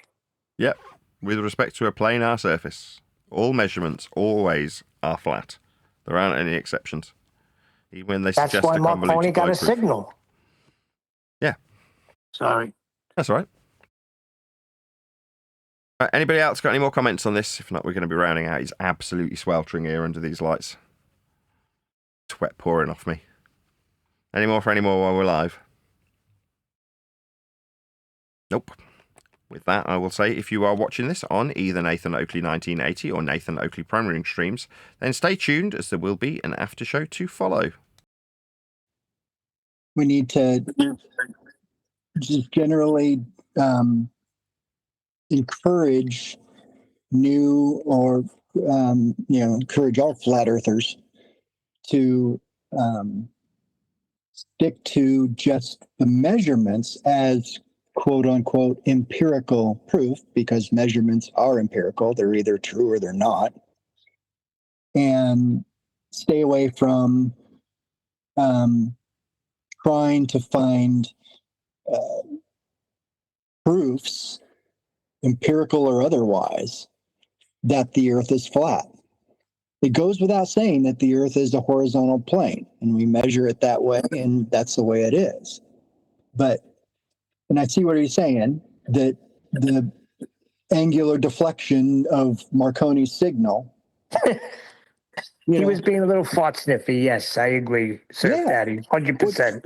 What's cool is that I do understand that. I know where he's coming from, and that's cool, and that shows how we're not managed. It's just how it happens. It's just how people explain things. Yeah. So when he said 0.24 degrees, you had me at hello. That's basically what that is. Yeah. If we were doing the game show, then the landmine would have gone off. And that's correct. The landmine would have definitely gone off immediately. Yeah, we've got a 24-degree angular boom. Okay. Yeah, but they had to with Marconi. He shot a radio signal. What, 1,200? At least 1,200, if not more, miles. And miles, you say? Miles, you say? There you go, another mine. I know. He sent the signal, and they received the signal. All right. They presupposed the ball and had to explain that it was bouncing off the ionosphere or whatever. Okay. So what the 24 degrees thing here that Squirrel's doing is exposing that that's not true. There's 24 degrees of deflection, whatever. Okay. And then adding that to Feast of Nonsense, that we live in a managed reality, in simulation and stuff like that. So I'd say to Squirrel, if he's listening, that good on you. But when we do stuff like that, here's empirical proof the earth is flat, and then do the Feast of Nonsense stuff, or here's the proof that they're lying to you. Yeah, that doesn't do any good, because the rebuttals are just simply, you're an idiot. Yeah, well, exactly. And you want to demean them immediately and say, it's not that serious, it's just measured flat. Right. Squirrel, I presume I'm discerning is the audience for the book, and so yeah, you don't want to take those flat earthers and automatically put them down. As you always say, I was one once. Hello, my name's Nathan. I'm an alcoholic. I'm an ex-flurfer, and just encourage people to realize how we measure the earth, and that every measurement is useful and has a purpose. And if it doesn't have a purpose, it's not real. It's an excuse, an explanation, a manufactured deal, and part of the managed reality that Squirrel's pointing out. It's managed reality whenever you are given something that is not useful information, but just rather an explanation that is made up.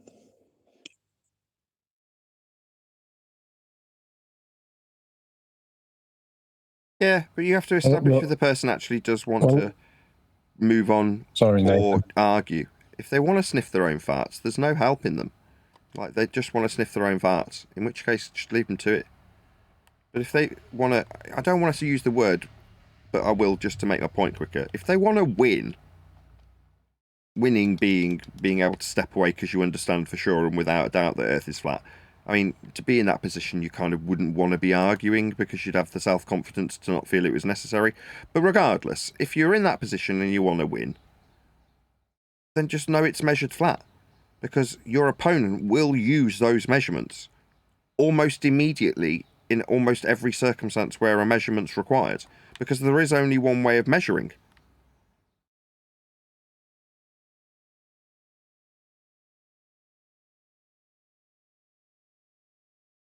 Yeah, and the Marconi thing is a use of measurement. Just stick with the measurement.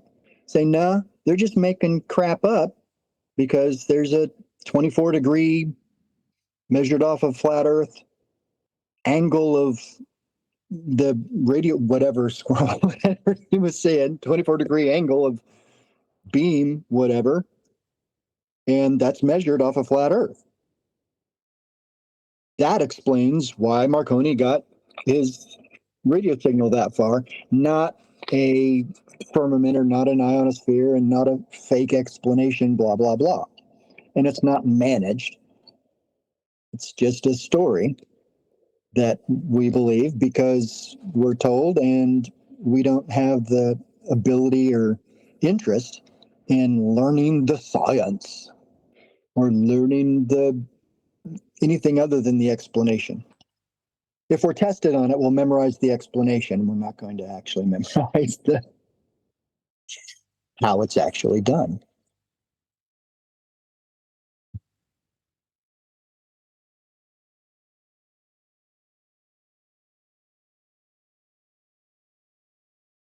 In a way, this kind of ties into what I sent to Master B this morning. Their Globers are posting stuff that's true, like a map showing how the meridians diverge towards the south, and pointing to that to show, oh, well, that's just flat earthers being wrong because the AE map is wrong. But the meridians do diverge, and they're measured that way.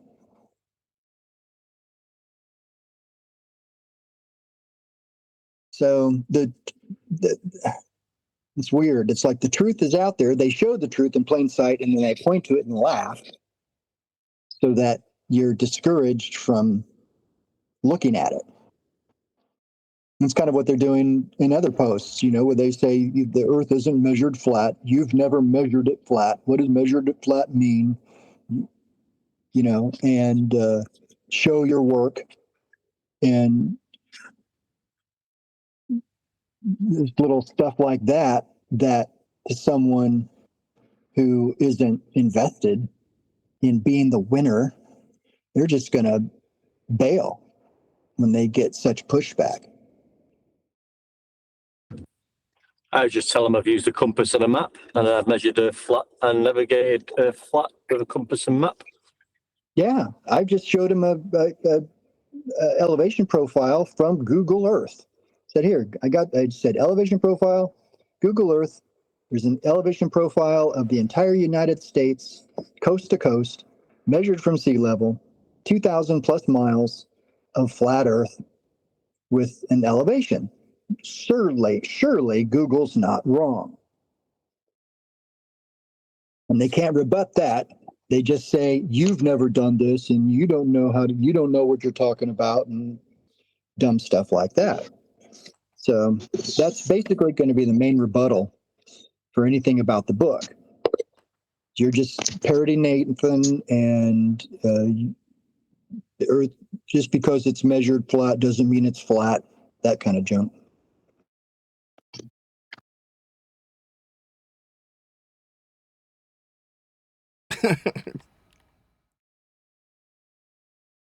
So I was going to say, so the known territories are flat. Now what? I think that's what scares people. What else? Well, they're going to have to readdress the could there be more lands jump. You know, the known territories, the way we measure it, I think I was talking about this yesterday with Neil. The known territories, the way we measure it and map it and chart it is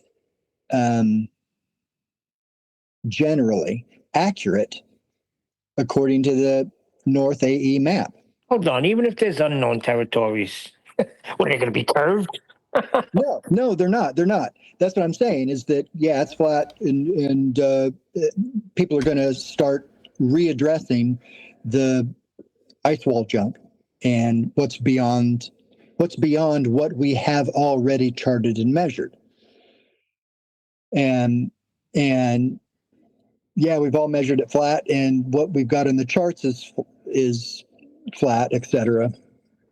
I'm just saying that a lot more people will start to ask what's beyond what we have actually gone and measured and charted. And I think there's probably plenty of places in the oceans that I think that there's probably, I don't see why there wouldn't be a lot of places outside or in the huge, I don't know, is it Pacific Ocean? That's the biggest area that allegedly doesn't have anything in it. I think that there could be more. I mean, Japan, didn't Japan just discover 700 new islands? I have no idea, but how about this? Maybe that's why they put us on the globe in the first place, right? Because if you got land, you got power. Yeah, absolutely. And if Japan discovered that there's 700 new islands close to them and they can claim them as theirs, they've increased their territory by how many million square miles, right? So, yeah, there could be stuff on those in the plain of the Pacific Ocean that's millions of square miles that just hasn't been gone to or flown over. Or if it has, it's just remained uncharted. And so, I think that'll realizing that it's flat and just taking it as read and understanding that because of the way we measure the Earth, the AE map probably is close to what the land and oceans that we have charted is. It will, it'll bring about a little different paradigm, I think. The AE map, to be clear, the AE map, the Gleason map, is wrong in many ways, like all the other projection maps are. But that somebody put a circling sun over it, didn't they? That was a bit weird. Well, we measure the suns as it circles, and you can measure its exact GP over the circle of the Earth. Otherwise, we wouldn't be able to tell time. I don't know. Other than that, there's no model that anyone wants to claim. But unfortunately, if you're going to show where the sun is, where its ground position is over at any point in time, and you've got a map that is as accurately laid out according to the way we measure it, north-centric, North Pole or North Star, Polaris, is how we measure those circles of equal elevation. Those circles do expand, and the meridians do expand with them, and they get wider towards the south. Based on how we measure it. How we chart it is a different thing, and how we draw the maps for it is a little different, and not as accurate. But if you want to know where the sun is at any one point, you can accurately measure where the sun is, where its GP is, and you can put a little dot over that part of the land on an AE map and say that that's about where solar noon is. Same with the moon, and same with the stars. I think that's why they made the Mercator map for navigation and made it the popular map for navigation. Continually having an AE map with the circle and an Antarctica spread all around, continually having that in front of everybody's faces would not be good for business. So they make the most distorted Yeah, the AE version. map's pretty trashy once you get beyond the equator.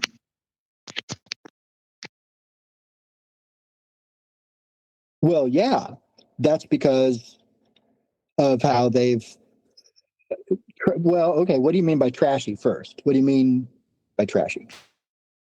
It just doesn't seem like it's as accurate. Like the AE map from the equator north is pretty much locked in, but once you go to the equator and start going further south, it gets way more distorted, way more less accurate. I guess from what I've heard from other arguments and other people talking about it. So for the northern latitudes, it's pretty solid, but for the southern latitudes, it's not.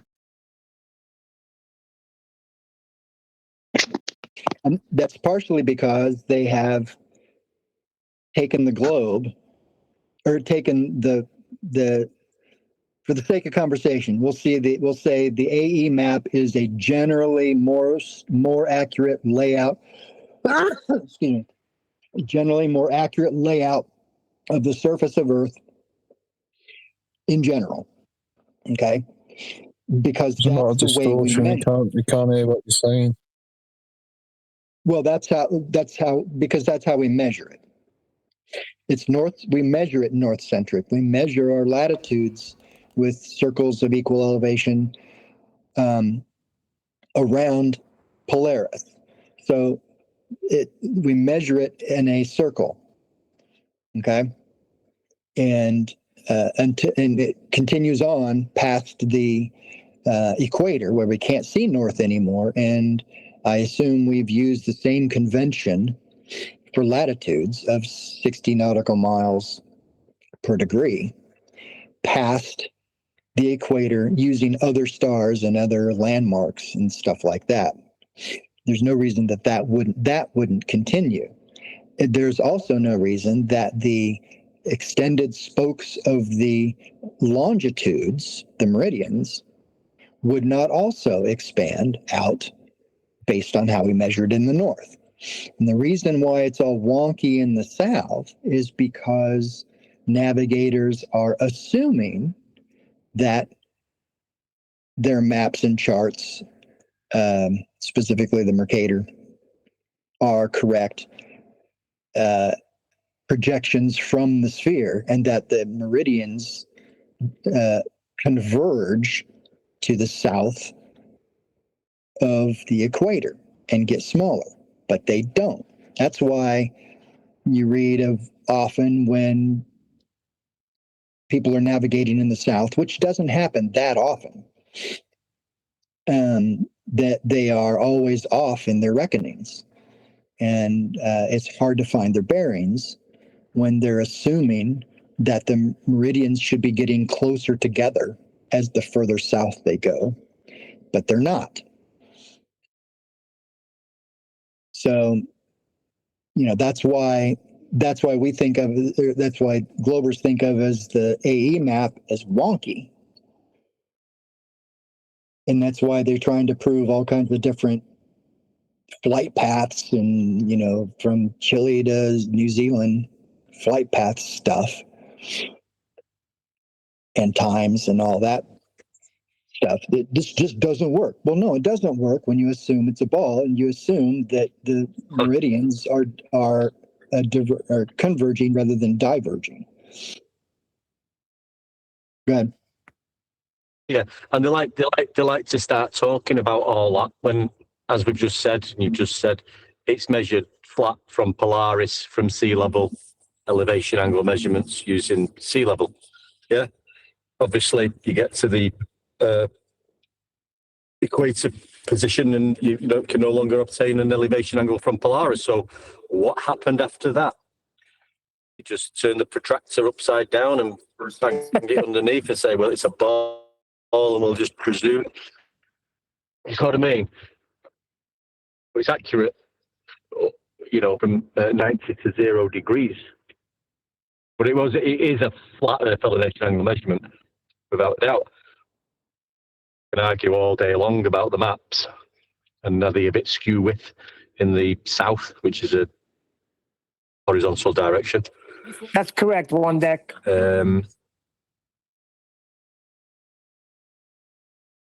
Yeah, no, I'm not having a go at anybody. It's not at you, Daddy, at all. I'm just saying, that's what you get when you talk about latitude. Well, how's it measured in the south then? South. What is the south?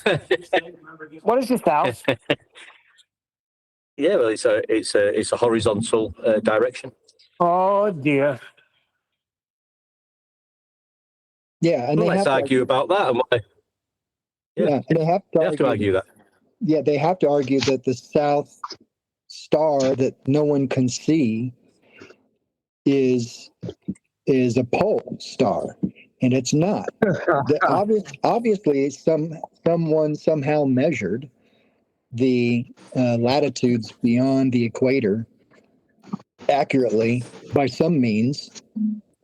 We don't have to remeasure them. Yeah, they do seem to work. So I mean, it still works flat. Or just reproduce them from what they knew from the north and put it into a ball shape. Something happened, but it's measured flat in that first instance from 90 to 0 degrees to and from Polaris. Doesn't turn into a globe measurement after that. And that's how they're doing it, right? You just said it pretty well, actually. Like they take what we know from the north. Because you got to think there's like 72, 73, 76 navigation, right? So if you can't see Polaris, you could still see other navigational stars. And you know their relationship to where Polaris is located from where they are. So you just extrapolating outward with other navigational stars relative to where they are with Polaris anyway. Because you can see, you could see all the navigational stars in the Big Dipper in the north, from anywhere in North America almost. At the same time, you could see those stars anywhere from Australia at the same time. Because, nighttime overlaps a lot with North America and Australia. You got people in Australia looking up at the sky. You got people in North America looking up. They're both looking at the same constellation. The only thing that's missing is you can't see Polaris from Australia. What makes me laugh is they'll say, well, how is it measured in the south? No, they claim they've got a globe for latitudes. And they don't know it's measured in the south. They're asking us. You tell us how it's measured, because from 90 to 0, it was an elevation angle from sea level. How did you measure the rest? I stopped caring at the elevation angle. That's it. Yeah, I know what you mean.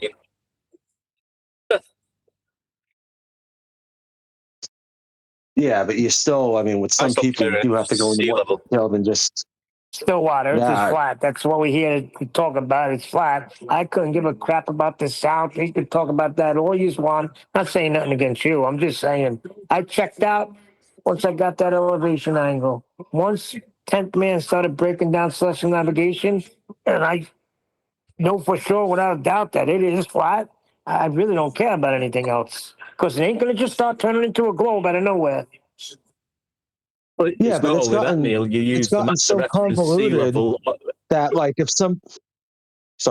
it's gotten so convoluted that if somebody is facing north, turns around 180 degrees, they can't even admit to themselves that they're now facing south. That's how stupid it's gotten. Well, the reason why that is because, Vaxi, they got duped with that bullshit that freaking the ballers are doing. They got duped. That's Yeah, why but they even fight seasoned against it flat over earthers there. You know got that. confused on that. You know, because like I said, I made that one simple statement once that if you face north and turn 180 degrees, you will automatically facing south. And it turned into a shit show where everyone started arguing that it's not true. Like, that's how stupid it's gotten. Well, it's just how you measure azimuth. It's just a horizontal, measurement.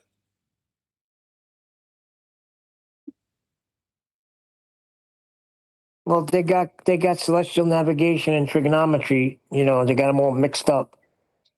They got duped, and they still say you can't say measured flat. Well, I mean, we've got the master reference measurement sea level. Sorry, I mean mean sea level. That's where all the measurements come from. It's a level plane of reference. It's fucking over there for me. The party is over at sea level. It's the master reference measurement for all mapping and all navigation. And you actually utilize it while carrying out elevation angles using the sea sextant, mariner's sextant. We'll utilize the horizon, which is testing 1, 2, 3. 1, 2, 3. Yes, we can hear you, pal. Thank you.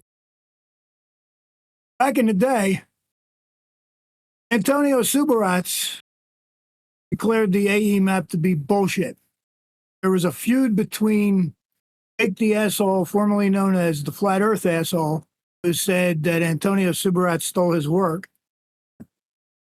Well, that was years ago because Jake what the was he Asshole basing it on? turned back into a Glober before anybody. No, with Antonio Subrat's assistance, he was there while I was running those 24-hour hangouts. He was one of the, like Jaren, he was one of the participants. So, right.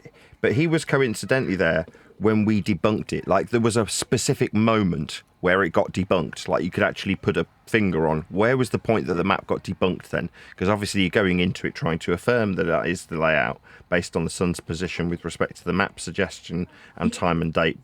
Well, when we compared or cross-referenced where solar noon was, there was one particular instance where a woman's got her solar noon, and she demonstrates that by picking up a plant pot and showing that the shadow's directly below it.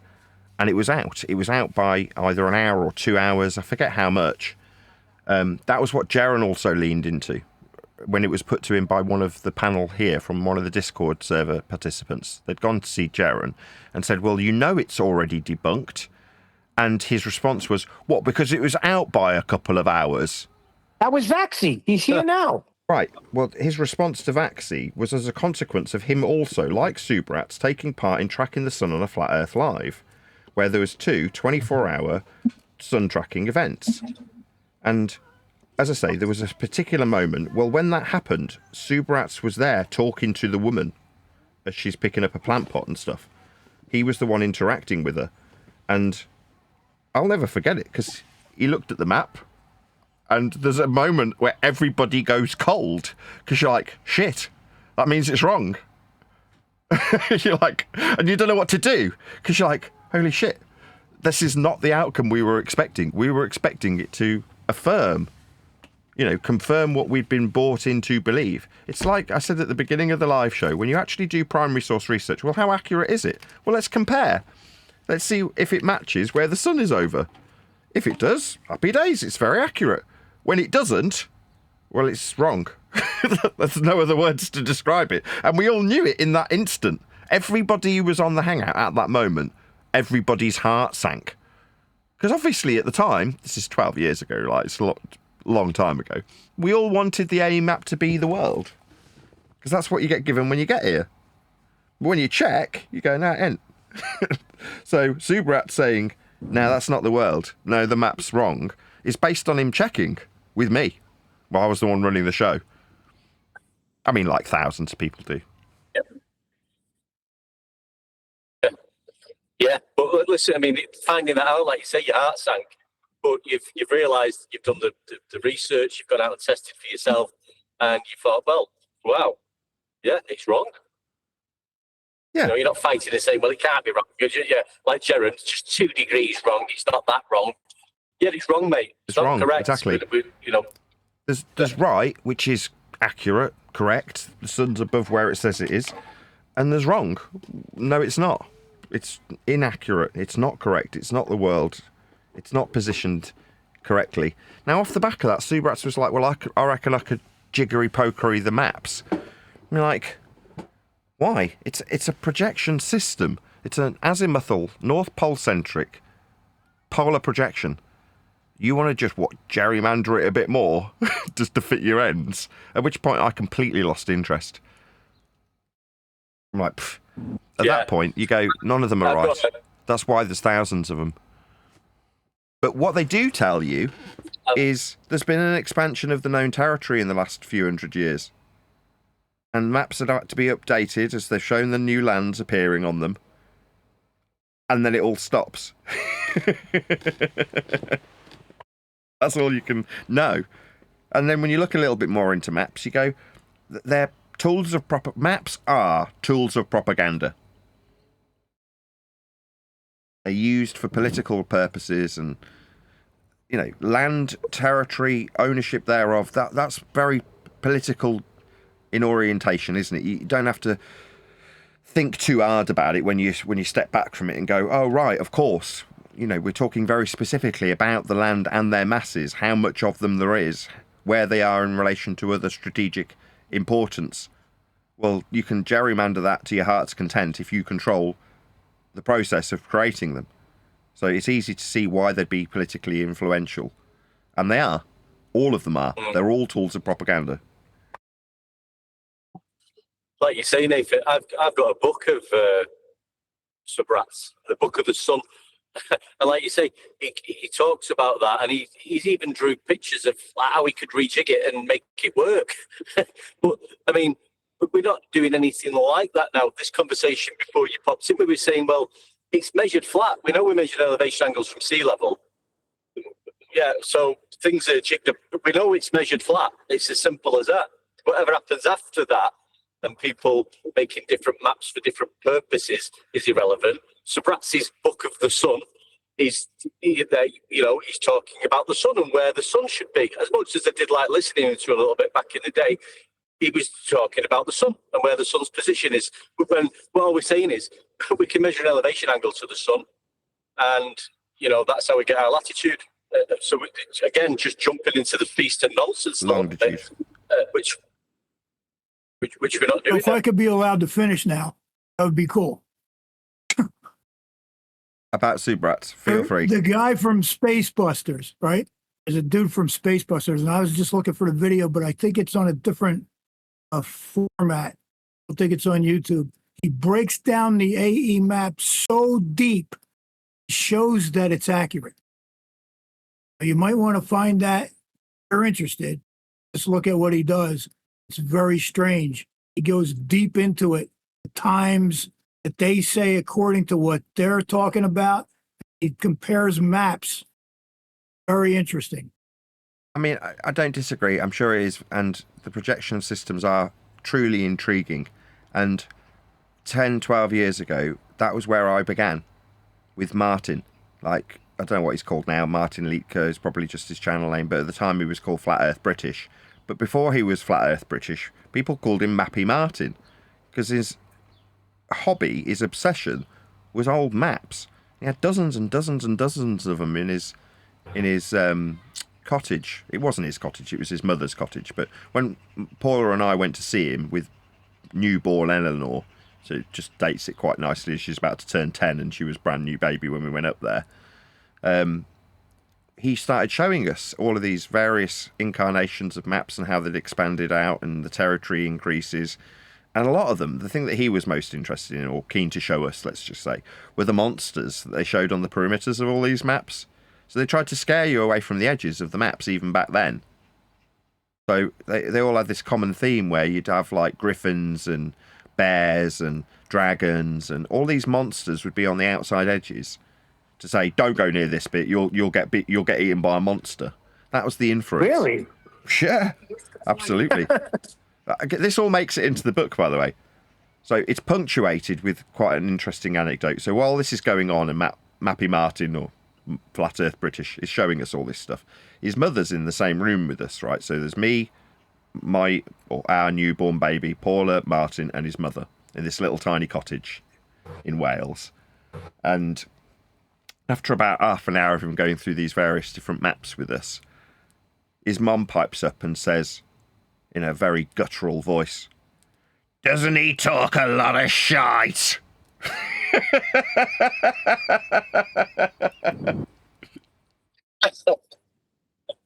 What, you are him? That was talking about Martin. That was a great clip, though. That was hilarious. Yeah, he was deep into Tartaria and the mud floods for a while. I don't know what he's into exactly now. He's all over the place. Wherever money is, he tries to go there. What he does. Wherever What he's money always is, done. what does that mean? Martin didn't strike me as that wherever he kind of goes. mercenary person. What do you Sure, mean? yeah, he follows the bandwagon for the money. I don't know. He's always been interested in that sort of stuff. So I don't know if that's... I think you're tarring him with a bit of an unfair brush there. No, I've he's watched actually into Martin chemistry. Lidke for many years, and he's just follows the money. Knows where money is at. Jumps on bandwagons, and that's what he does. Harp, are you talking about Subrat or Leakey? Leakey. Talking about Martin Lidke. Try to keep up. He's probably into chemtrails and bloody false chicken meat. Don't stop breaking his chops today. 74%. Anyway, that makes it So into... if you're just fucking with me, that's cool. But if you're being serious, you can go fuck yourself. You know what I mean? I don't know what's going Don't on. breaking your chops, Hop. Take it easy. Listen, when somebody breaks your chops, that means they have an affection for you. What did I just say? Yeah. What the f did I just say? If you're breaking my I don't know, I chops, got that's the TV cool. on, But so I if you're couldn't hear not, you. go fuck yourself. That's what I. I've already done No that swearing. today, mate. Well, Anyway, that went down quickly. yeah, Martin Lidke is just yeah. Anyway, I don't wanna speak too badly He of talks Martin. a lot of shite, doesn't he? Doesn't he talk a lot of shite? Yeah, he definitely does. Because somebody who's looking at basement windows and saying there was a mud flood that covered the entire earth, 8 to 20 feet, is losing their minds, and they're a show and they're a troll, and they're just looking for money. Just by pure chance, I was talking about this with Craig the other week in the curry house. So in Leamington, there's a lot of what you'd call, as you've just described, them mud flood houses. So they're well below the surface or street level. So as you walk up the we call it the through route, it runs parallel to the main town's street, which is called the Parade, but running parallel to it is this through route. And all the way along it, you've got these massive drops that are about 10 to 12, maybe even more, maybe 15 feet deep. And you can look down into these troughs, and there's windows down there, and somebody's excavated about 2 foot of a trench so that a bit of light gets in. The reason I was discussing it with Craig was because of the way that you set up a satellite dish. We're describing how, you set it up parallel to the surface level and you're measuring a degree with respect to a plane when you set them up. That's how you get the dish to work. And we're both nerds, Craig and I, so we're talking about satellite dishes and having ones that are automated and stuff like 80s shit. But just, guys talking about nerdy stuff, as you do. But I pointed out that there's several of these sky, as we call it, dishes on that through route that are below surface level, and they are set up identically to any other dish. That is to say, the degree that they are pointing at is the same degree as any other dish. They just happen to be pointing at a giant trench below the surface level. So you walk past and you're like, is that a satellite dish 3 feet below me? Mud floods. Well, you want to hear an interesting dot to connect that connects monsters on maps with Tartaria and that Feast of Nonsense? I'm going to go with no. Okay. I can ask a quick question because I missed something earlier, and you were talking about the relativeness of the us as to the presenting the facts that little one. I missed the outcome of that conversation. I just wanted to put it forward that if you think about it, when you turn the telly on or whatever, and you go to the news, what's more important, the presenter, Gloria Hunniford or whoever it might be, or the actual information? But I do believe it's quite important that the person who gives the information has a level of charisma if you want to get your message over. Of course. I mean, it's a bit of both. Your message gets accepted carte blanche if you've got a decent presenter. So it's a bit of both. But we remember good presenters. Oh, yeah. What, like Gloria Hunniford? Oh, absolutely. In a day. But yeah, no, if like somebody who presents a wildlife program. Michaela Strachan. Yeah, you remember her. Of course. More than the information sometimes. So you could be biased towards the information rather than depending on who presents it. Yeah, there was another one back in the day, Katie or Kate something she was called. I used to listen to her. I didn't really care what she was saying at the time. But yeah, she was all right. Well, I don't know if Neil's still there, but if you can stand up to that presentation, then you can have the job.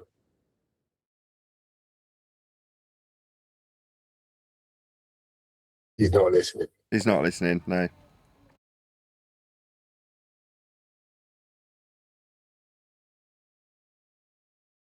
I don't know. You guys are all low now. I just turned my volume up on my computer. Just breaking up there, mate. No. What do you guys do? Do you just move away from your mics and then move back when I say you guys are low? No. I think it's your mic, mate. Oh. Everything's fine. Okay.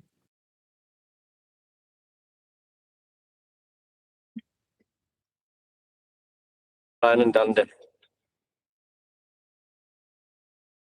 Right, should I round up before technical issues ensue? By the way, I just wanted to say the Tartarian maps, they had a lot of Knights of Columbus, not Knights of Columbus. Knights who say knee? Knights Templar, I'm sorry, the Knights Templar. Knights Templar? Knights Templar are all over those maps. The monsters around the maps are not that's the Anunnaki in the outer lands over the other ponds that that they're hiding from us.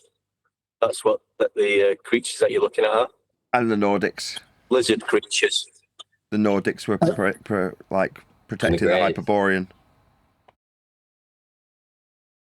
There are maps that have Tartaria marked out and monsters, and the theory is that those were actually maps to warn people to stay away from those areas because that's where giants were.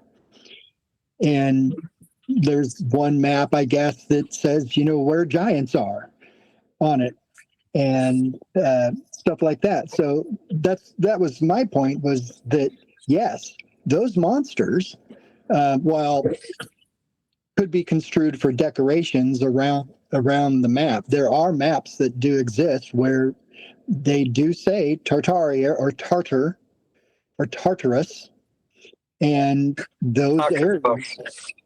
Yeah, they don't say Tartarus, but they do say Tartar. Tartar. Yeah. Okay, but Tartar sauce. Can you imagine fast forwarding about 100 years and some, no offense to you, but some fart sniffer saying, back in the day, they were quite terrified of the grey aliens coming to get them. And here we are in this video footage showing grey aliens coming to get the people of the olden times. That's us now. Because that's the propaganda of the day. Like, we're being fed propaganda about aliens as we speak, aren't we? That doesn't mean that 200 years from now people can look back on what is essentially just old propaganda and start inferring that, oh right, we do have dragons then.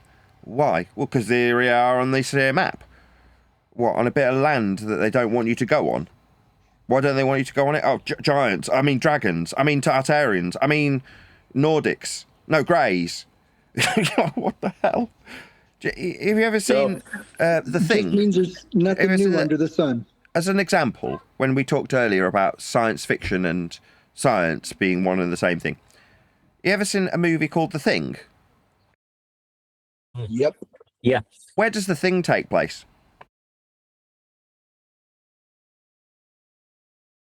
I think it's the Arctic. It's in the book. Antarctica. Or is it Antarctica? Yep. Yeah, see how the propaganda parallels the reality that they want you to believe in when you don't realise you're suspending disbelief.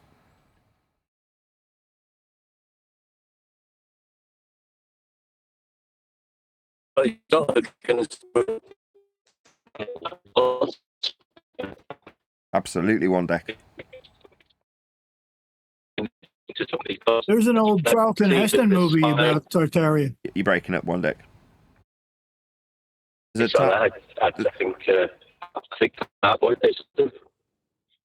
Absolutely. You're breaking up, one deck. I'm going to call him Wally. Charlton Heston movie about Tartaria. Yep. What's it called? Trying to find something about it right now. Hold on. I mean, I'm sure you can find various other fictional / propaganda pieces about Atlantis as well. It still gets mentioned to this day in Hollywood.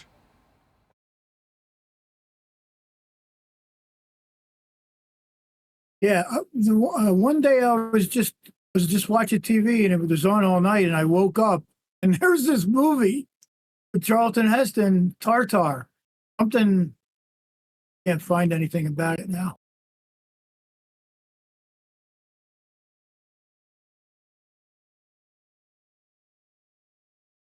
It's because they don't want you to wake up.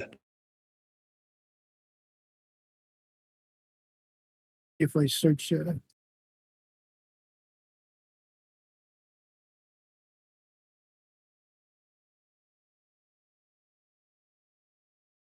Well, I'm glad we're all sitting on tenterhooks waiting for you to tell us about it. It's really intriguing. I'm sorry, I'm trying to look it up. I should have looked it up first. I thought it was going to be easy. Yes, you should. And but man, this guy did a lot of movies. He did Soylent Green. I forgot about that. Huh, it's not listed.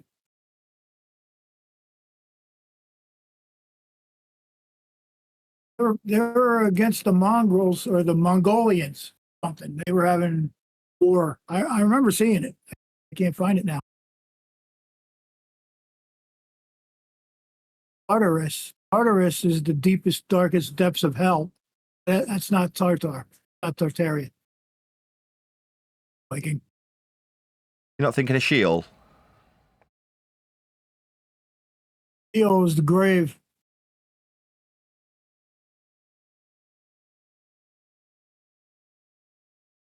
The grave, that's Sheol. That's where Lucifer, who was Nebuchadnezzar, was cast down into the pit. Men walked by and said, "Is this the man that destroyed the nations?" Had nothing to do with Satan whatsoever. It was just a king who was a man. Literally says, "Is this the man who destroyed the nations?" You know.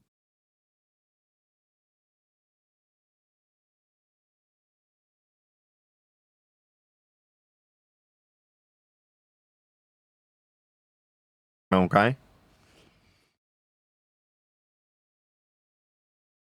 You know, we're in the Bible. What is it? Not 7:14. No, that's Virgin. I forget which one now. Isaiah something or other. But you know, God's supposedly in the middle of talking to the king of Babylon. Then all of a sudden, it switches to Lucifer, which means morning star, which comes from the Roman Vulgate, which Jerome added. They added from Jerome. Lucifer just means morning star or light bearer, which also Jesus Christ is known as. So anyway, he wasn't talking to Satan at the time. He was talking to Nebuchadnezzar. That's who he was talking. He never switched over real quick in the middle of a sentence and started talking to Satan. Back in the day, see, these kings were treated as gods and they were worshipped as gods. That's how they rolled. They're doing it still today. I mean, if you look around, look at Trump. He thinks he's a god. He thinks he's God. These people have God complexes. They're all Excuse nuts. me, I've never said I was God. Okay? What the hell does that have to do with king? Are you a king? Sounded like an impression of your current president. Oh, were you doing an impression of Trump? Sorry. Okay. I've never heard him say that. He says he was the chosen one, though, wasn't he? Didn't he? Well, that's not God, is it? Jesus would be the chosen. Once again, that's fake news. China. Well, according to Israel, he's the Messiah. So, I mean, if you don't look into what's going on with this guy, I don't know. No.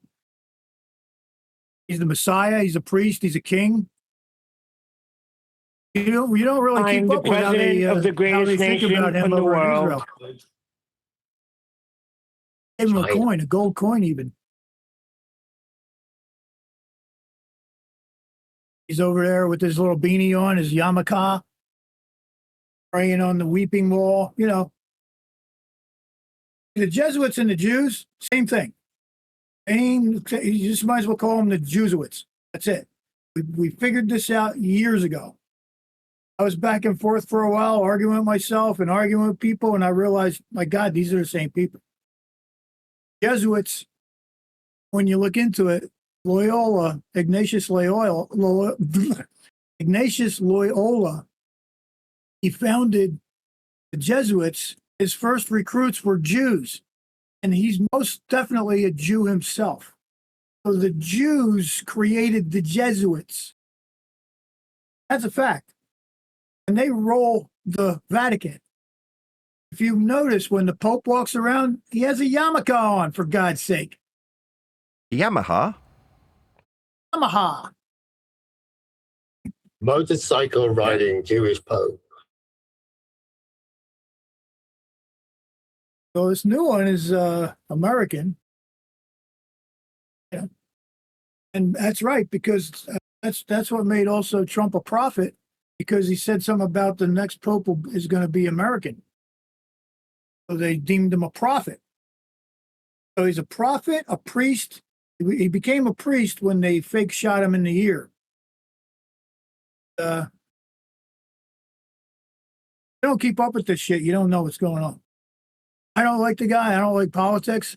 But when I see shit like this with Israel anointing this guy all over the place and making him the Messiah, it's kind of weird.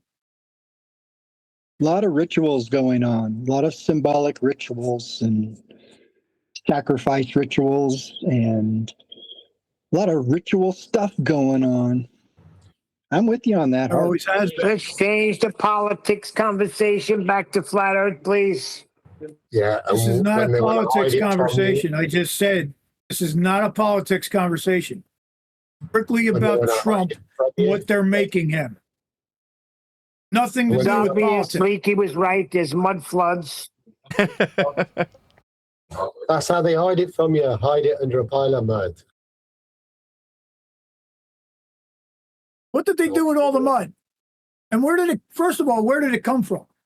Where did 8 to 20 feet Martin has of mud the come answer. from to You cover just the have earth? not gone into it deep enough, Op. If you talk to Martin, he has the answer for all of that. Oh, yeah, I did. I got lots of videos debunking the shit out of it. You just don't understand. Just don't Exactly, understand. Nathan. Okay, You just don't understand, Hawk. And when you sit down with the man, regardless of his mother saying, he talks a lot of shit, there's some good stuff he lays out there, Hawk. You just ain't paying attention. Which one? Up. You need to pay closer attention. You just don't understand. Anyway, with that, I am going to say a huge, massive, enormous thank you to both Discord and Cheapest Panels for making today's after show possible.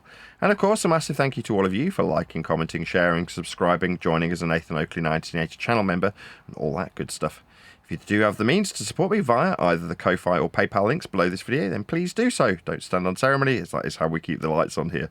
If you don't have the means, then please share one of the sanitized shorts videos available on the Nathan Oakley 1980 homepage. Once again, I've been Nathan Oakley, and I will see you all in the next video. But when you measure it flat, it contradicts that. I'm spitting flat facts and that. And I know you don't like that. Google Maps is flat, it presents elevation profiles like that. I'm a spitting flat earth king. Sentence has a ring, doing my own thing. If earth was a big roast chicken, factually finger licking chicken. We just got the measurements missing. I'm spitting eggs and begs, begging the question lesson. I've said it before, time after time. I'm the spitting flat earth king of rhyme.